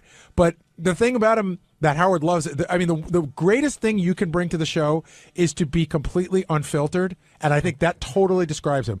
He sat down. Howard wanted to talk about Facebook. He goes, before we talk about Facebook, let me talk about how I learned how to jerk off in a Japanese prison. Right. He came prepared. There's no doubt about that. But the question I put to you guys is, do you take the 60 grand or do you take the shares in Facebook? And keep in mind, guys, nobody knew what Facebook was at this point. Most people are going to take the money. He doesn't seem to care about anything. Even like Will and I were talking about how he's going to go to ABC, and he says, well, I want Barbara Walters to interview me, and I want her to do graffiti with me. And Will just said, which I got out of the interview, it's amazing what you can accomplish when you don't give a fuck. Like if ABC said to him, no, he'd go, fine, I don't want to do it.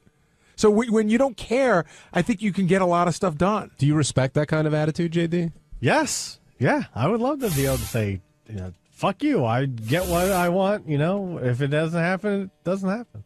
I like that. And did you know he was a big fan of yours? He's a big fan of the show. I don't know if he's a big But he liked you because, I mean, he likes you. He doesn't like Eric the Midget, so he's got his likes and dislikes. Yeah, well, he's a good man. I respect his opinion in that sense. Yeah, he's his mind must go a million miles a minute. That's what I was thinking. I liked him on the show, but I could tell that Howard wanted to let him be him, but it was hard to keep him on the tracks because he could go off in a lot of directions. That's why Howard's such a great interviewer. Give him a little room, but bring him back. And he had some paint on his hands. I wonder if he was like out painting before he came on the show. He might be. The guy. Well, he said he did. I don't know, like if sometime in the last day or two, he did that Beetlejuice thing on somewhere down in Chinatown. Like he did a graffiti. Actually, he said his landlord asked him to like graffiti a wall. Now, what about the struggle he has? Most people, you're on the front page of the New York Times. You're like, wow, great. He's like, no, I don't want people really knowing about this part of my life because before this moment, he was living a pretty good life, completely under the radar. More money, more problems. Sorry. I'm sorry. Give me that look all you want, John. I thought that was funny. You going to go to Vegas and hang out with David? I don't know. I'll teach you how to turn $500 into $1 million. Yeah, I doubt Howard will be flying me to Vegas with him, but I was really curious. I don't know how much he thought out the decision of like 60,000 versus the shares. I don't think he thought it out much at all. But I wonder if he really took it like thinking, hey, this is gonna become this big thing. I'm going to make so much more of it. Or he kept saying over and over he believed in Sean Parker. He believed eventually Sean Parker was going to. But I wonder if that was his reason for keeping the shares and not taking the money. That's what I thought. He said he could have really used 60 grand at that time, but that he thought Sean Parker was cool enough and interesting enough and smart enough that he was banking on him. But that's a lot of faith. Yes, absolutely. Especially, it's a lot of faith in light of the fact that Sean Parker had already been with two companies before that. And didn't pay. And it couldn't pay. Yeah. And wasn't like MySpace, it was around, and who knew that would be not as good as Facebook? Well, at the time, I mean, Facebook was popular within those small colleges that, not small, but the colleges that had it, but it hadn't exploded onto, the big scene, so to speak. David in Connecticut, you're on the wrap-up show. Hey, guys, how are you? Good, how you doing? Hey, good. Hey, listen, guys. Hello? He was going to say David was lucky. Yeah. But sure, there's some luck involved, but he's done a lot of things, and it can't all be luck. Well, what about him? Although Benji said that that David reminded him a lot of Hurley on Lost, where just everything he touches goes right before it goes wrong. Except for the success part. He actually reminds me a lot of myself. But his gambling thing strategy, which it's great. It's great that it worked for him, but that doesn't work. I mean, it's like someone saying, like, why doesn't it work? Well, statistically, probability wise, it won't work. You'll go broke trying to keep doubling and putting money away. If he had done the same, you could do the same thing in 24 hours that you spread over 24 weeks of his strategy. It doesn't make a difference. Like strategically, probability-wise, you would always end up losing. but he was a small percentage. It's like someone saying, hey, I'll smoke a lot of cigarettes to beat this cancer. Why someone it's going to work for. Well, I don't want to get into a detailed math discussion here, but why would he always end up, if he walks away after he wins every time, why would he end up losing? I think Benji's saying that the winning every time is pretty much some luck, not necessarily a strategy. The casino, it always slightly, he said it's close to 50-50, which Right. it is for a lot of the games. But it's also the edges to the casino, and eventually you always lose. And if you keep doubling, you can't double to. Well, you have to have a eventually won't have bankroll. enough money Right. to double. You need a certain size bankroll to do it, but if you bet 100, but it's 200, not a 400. obviously it's not a guaranteed thing. Otherwise, we could just always do it. It's guaranteed if you can unlimited double, that you'll eventually win. Okay. But you can unlimited double. You know, it's funny. Just getting off track for a second. John and I were in Vegas. We were on track. John and I were in Vegas a couple of weeks ago. John was cashing in some money that he won, and we're online. And there were these 5 people in front of us who had just crazy dumb luck. They had bet some crazy bet on the craps table. That's like one of those once in a lifetime bets. And one girl who's like 25 years old had $80,000. The guy next to her had $60,000. The guy next to him had $55,000. And John and I were just in awe of this ridiculous bet that you just fucking hit. And then I ran over to the craps table and bet it because, I mean, it's a feature bet. You got to roll You know what you every did? number but a 7. You went to the tree that just got hit by lightning, hoping it would hit again. Absolutely. Absolutely. The odds on that are incredible. Do you really think he has a system that works? Yes. It's simply, you really do? I really do. It's no, all he's doing is let's say it's a $5 bet. He loses, then he doubles it to 10. Right. He loses Right. again, then he doubles it to 20. Right. And then when he wins, he says, you know what? I've won money. I'm gonna go take it and I'll wait till next week to start again. Right. It doesn't work. It could statistically it's gonna work at maybe, I don't know, a third of the 13th millionth of a time, but it doesn't work. All right. We'll debate this during the break, but I'll show you how I think it works. You gotta be crazy. Are you being serious? Yes, I'm being serious. You're like supposed to be so smart. Joe, do you think? No, do you, I'm not that smart. Do you think that? Because Benji was making a point. I'm curious. Do you think that the system works because he waits a week? Rather, like Benji No. was saying, you could do the whole thing in 24 hours. I think if you have a large enough bankroll, eventually Yes, it of works. course. That's all I'm saying. No, Wait, no. But no one does have a large enough bankroll. He does? No, he doesn't. Okay. Matt in Boston, you're on the wrap-up show. Hey, what's up, guys? How are you? Hey, Matt. Hey, I just want to say I thought that interview was so well done by Howard. I think there were a lot of parallels between risk taking early in his career with the same way Howard did his too, in terms of being a risk taker and not giving a fuck what people think and just doing your own thing. And I don't think there was much thought put into taking the $60,000. I agree. I think he's very impulsive. I think it's like he can look at it now, but he's like, you know what? I like that dude, so I think I'm going to take the shares because I just like him. But I don't think he labored over it over a period of a week. The other part of the interview that I loved was how he decided to start charging more for his art. And basically, he said, I could sell these for 1,000, but if I charge 10,000, 100,000, whatever else, it's going to appeal more to an elite group, and that's has a lot to do with his success. Agreed, but I think a lot of people have that idea. I think you have to have some talent too. Agreed. You can't just start drawing shit and going, with stick figures going, I'm going to charge $5,000. Although that'd be a great social experiment. Dustin in North Carolina, you're on the wrap-up show. Hey guys, that was basically my question. The IPO versus $60,000 is one, but to even pay $60,000 for any work. I know he's talented. Gary, you said that you love his work, but how much would you be willing to pay for that work that you just saw today? Well, yeah, again, art is a really hard thing to put a value on, but there's two things. There's two reasons why people buy it, either just for the love of it or because it's a good investment, and the investment is whatever the market will bear. Somebody paid $140 million for a Jackson Pollock painting. Do you think it's worth it? I couldn't afford it. Well, but I know somebody bought a Van Gogh some years ago, and it had broken the record for the most that anyone ever paid.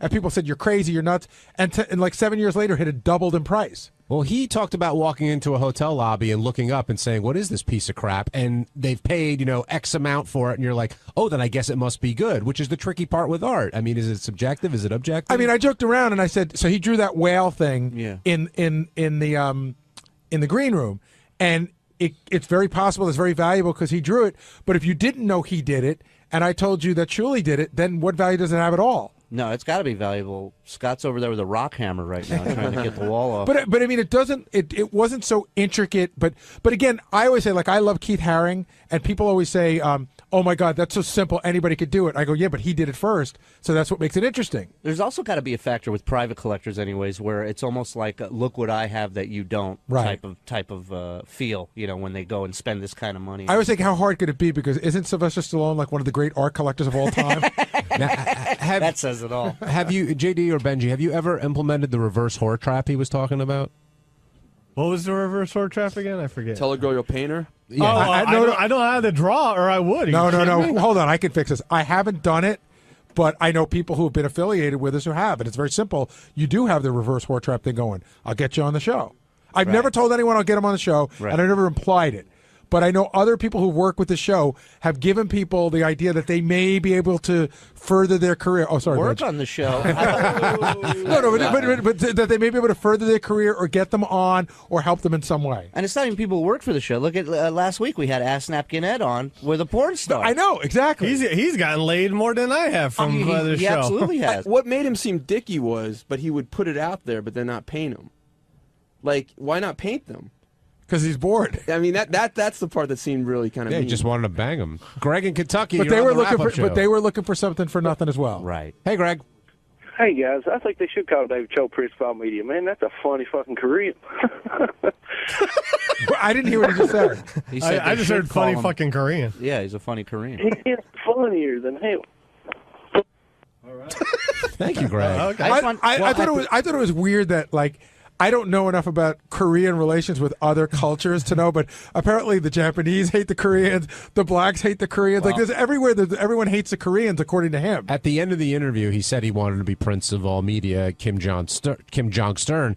And Howard asked him, "Did you sell any share?" He said, "Yeah." But he didn't want to reveal how much of the stock he sold. It was interesting. It was the one thing he wasn't willing to talk about in the whole interview. Talking about jerking off and we banged and everything else. Let's talk to Jack in Atlantic City. Jack, you're on the wrap-up show. Hey, what's up, guys? Hey, Jack. Hey, that system, it'll work sometimes, but in general, I used to be a dealer. It doesn't work. If you start with $25 to keep doubling it, and if you lose 6 times in a row, you're putting up $1,000 just to win back your money plus the $25. You only win $25 and you're up to putting $1,000 down. Right, but if the guy's betting $2,500 or $25,000, if he's got a big enough bankroll, he can walk away with a little bit of profit. But you can't keep. There's a limit, and the limit is about $50,000 unless you're an extremely high roller. And even then, I've seen guys lose 13 times in a row. It doesn't happen that often, but you can't. Over a long period of time, you can't win. Jack, how long have you been dealing cards?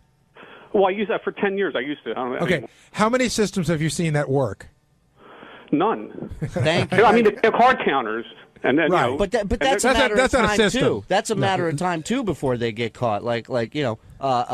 Bill Maher had a great line about airport security. He says, get the casinos to run airport security. You can't even do math in your head and not get caught in a casino, you know? I mean, somebody said once, there's a reason that those hotels look awfully nice in Vegas. You built them, and I get that. You're eventually going to lose. My point was, if you go with a big enough unit, you can walk away with something. The whole trick is to get you to think you have a shot. That's the trick. There was a hotel where the Stratosphere is now in Vegas. Used to be Vegas World, right? They had a blackjack table that both the dealer's cards were face up. So you see the dealer's hand right from the start. But if there was a push, then you lose. So if you got a 20 and you see the dealer's got a 20, you got to hit because you're going to lose anyway. And that's a mind fuck. Same with the single deck blackjack. I'll tell you, seeing that 25-year-old girl in Vegas, we're holding $80,000 was enough to make me want to go drain my bank account because it's possible. Gary, I had a friend of mine who was a dealer. He was a craps dealer. He won $30,000 one night in craps. He comes to work the next day, and I'm standing at a dead blackjack game at the Barbary Coast. It's 3 a.m. I got hookers and cab drivers, and he comes up and he goes, "Just quit." And I said, "What do you mean you just quit?" He goes, "Becoming a professional gambler." And that was the last time I ever saw or heard anything about this guy. Never saw or heard anything about him. I wonder if, like David Cho, he's got a suite in every hotel in Vegas where he's living. I mean, the guy, he's a high roller. I mean, the classic story from the show, which we finally did end up telling on the air, was I will never forget the day Casey came to me and he said, "We need to go in the back room and talk." I hit a royal flush on goldenpalace.com. How much?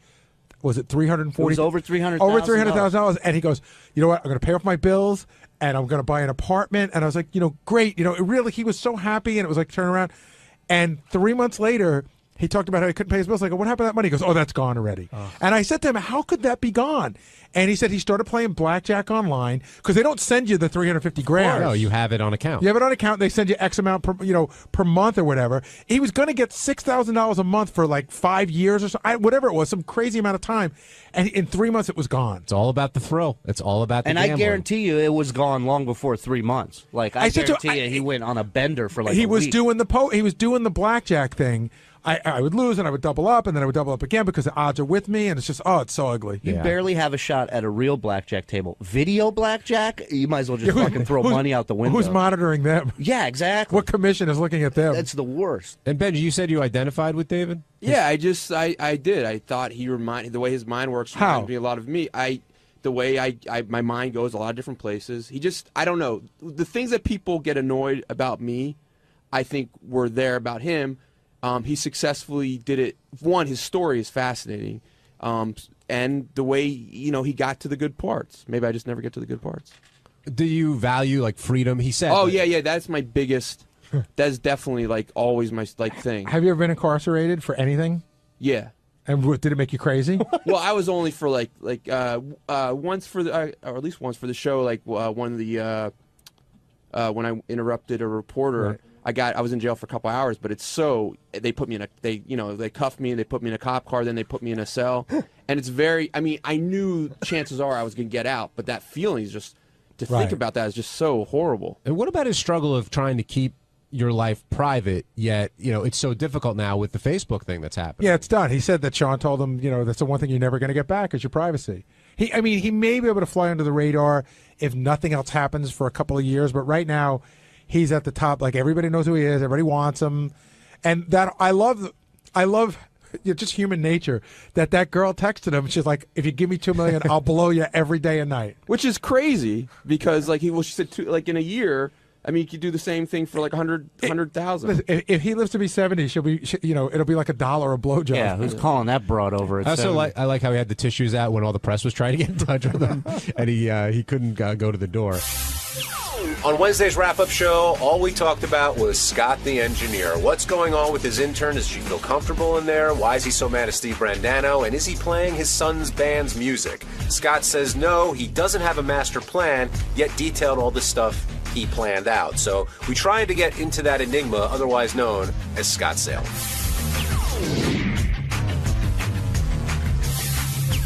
Apparently there's some issues in Scott Salem's studio with his intern, with why he has an intern, with Steve Brandano. And I know other people were talking about what music's being played in there, so we'll see if anybody wants to come in here and speak their mind. It's an open forum here on the wrap-up show. Open forums that got us in this trouble. Yes. This was the first time in a long time I felt we got Angry Scott, at least at the beginning when he first got in. He was fired up. And, Gary, I wonder if it's one of those things where if there's smoke, there's fire, or what do you think got under his skin so much? Was it his son? Like, I couldn't figure that out. I think that Scott feels that if an intern is in there, if he's going to have an intern, he's going to show them what to do and show them the ropes and everything, that there's a sort of an unspoken rule, don't stab me in the back. But there is some weirdness going on because it seems every intern Scott's had for like the last 2 years has done this to him. Do you think it's because it gets noticed on the show and then they get involved somehow, or is it because that's just the way Scott is? I don't know. Like, I wonder if, like, I haven't taken too much shit on the intern show, and I don't know that you have, and I don't know whether it's because you're a good guy or whether because people are afraid to fuck with me, or that brings around to the point, maybe people just aren't afraid to fuck with Scott. That could be part of it. I think Scott is like seen. Listen, I think Fia. Yeah, Fia. I like a lot. She's one of the interns I've gotten to know a little bit this semester. I like her a lot. I think she was being sincere. But I also think, I don't know if in this case, but I think in a lot of cases, Scott's like a safe target. Yeah, but I think it was a sincere observation. I do too. But I also think, like, Gary, I think if an intern made a sincere observation about you, they did, and I was really pissed, but I let it be. And you might handle it in a smarter way. Right. But I think you'd be really, really angry about it. I would be. I had. I still talk about the intern who wrote a poem about me and read it on the intern show about my Adidas jacket, about how I'm old and how I wear it every day, and I was just sort of like, who are you? But I was pissed about it, but then I let it be. I also think Scott might have been pissed because what happens here a lot is you do something and then everyone decides this is the reason you're doing it. Oh, he's doing it to get attention for his son's But Benji, band. see, this is part of a smokescreen that you put up a lot. When you do something, sometimes it is what it is. You're trying to say, oh, it always doesn't look the way it is, but sometimes it is exactly what it looks let's like. say he was playing his son's music Often. But maybe like you said, he's really listening to it and working on it at the same time that he's doing other stuff. But that's what we're doing. What we're doing here is work for the show. Right, but you guys are saying he's doing it to get attention for his son's music. Either way, he's wrong. Either he's getting attention for his son, or he's working on his son's music here when he should be working on stuff for us. And either way, it doesn't work. Well, he said when she was talking about that, he was doing it 4:30 in the morning while he'd listen to something while he's pulling clips off the internet, and it doesn't have to listen to them audio-wise. The other thing that struck me during this whole thing when you were in there, John Lieberman, was Scott saying, well, just get me coffee. Like that whole attitude. No, his son said that. Yeah. His son said that. His son allegedly said it, I guess. I don't know if Scott has said that was his son who did that. No, I interviewed his son, and that's how much this escalated. Scott came to me and said, look, my son is so pissed, he wants to speak out. So to a reporter, that's like, awesome, great. So I got him on the phone right away, and his son was very angry at the intern, both for her comments about what Scott was doing in his studio and also about her critique of his music. See, the second one is an opinion, so it's hard to be mad at opinion. Somebody says, I think you suck. You're like, yeah, okay, I don't think I suck. The first one is more interesting because how much does Scott's son know what he does here, what he's supposed to be doing and not doing? And that's a very interesting, and I did ask him about that as well, and he admitted, he said, yeah, my dad listens to my music a lot, critiques it, so to me it reinforced that Scott was indeed listening to the music in his studio. John, so my question is, why can't you, like, I know Scott has about the same commute that I have, which is about 45 minutes to an hour each way, so why can't you critique it in the car? Well, that's a very valid point. I mean, that is a valid point.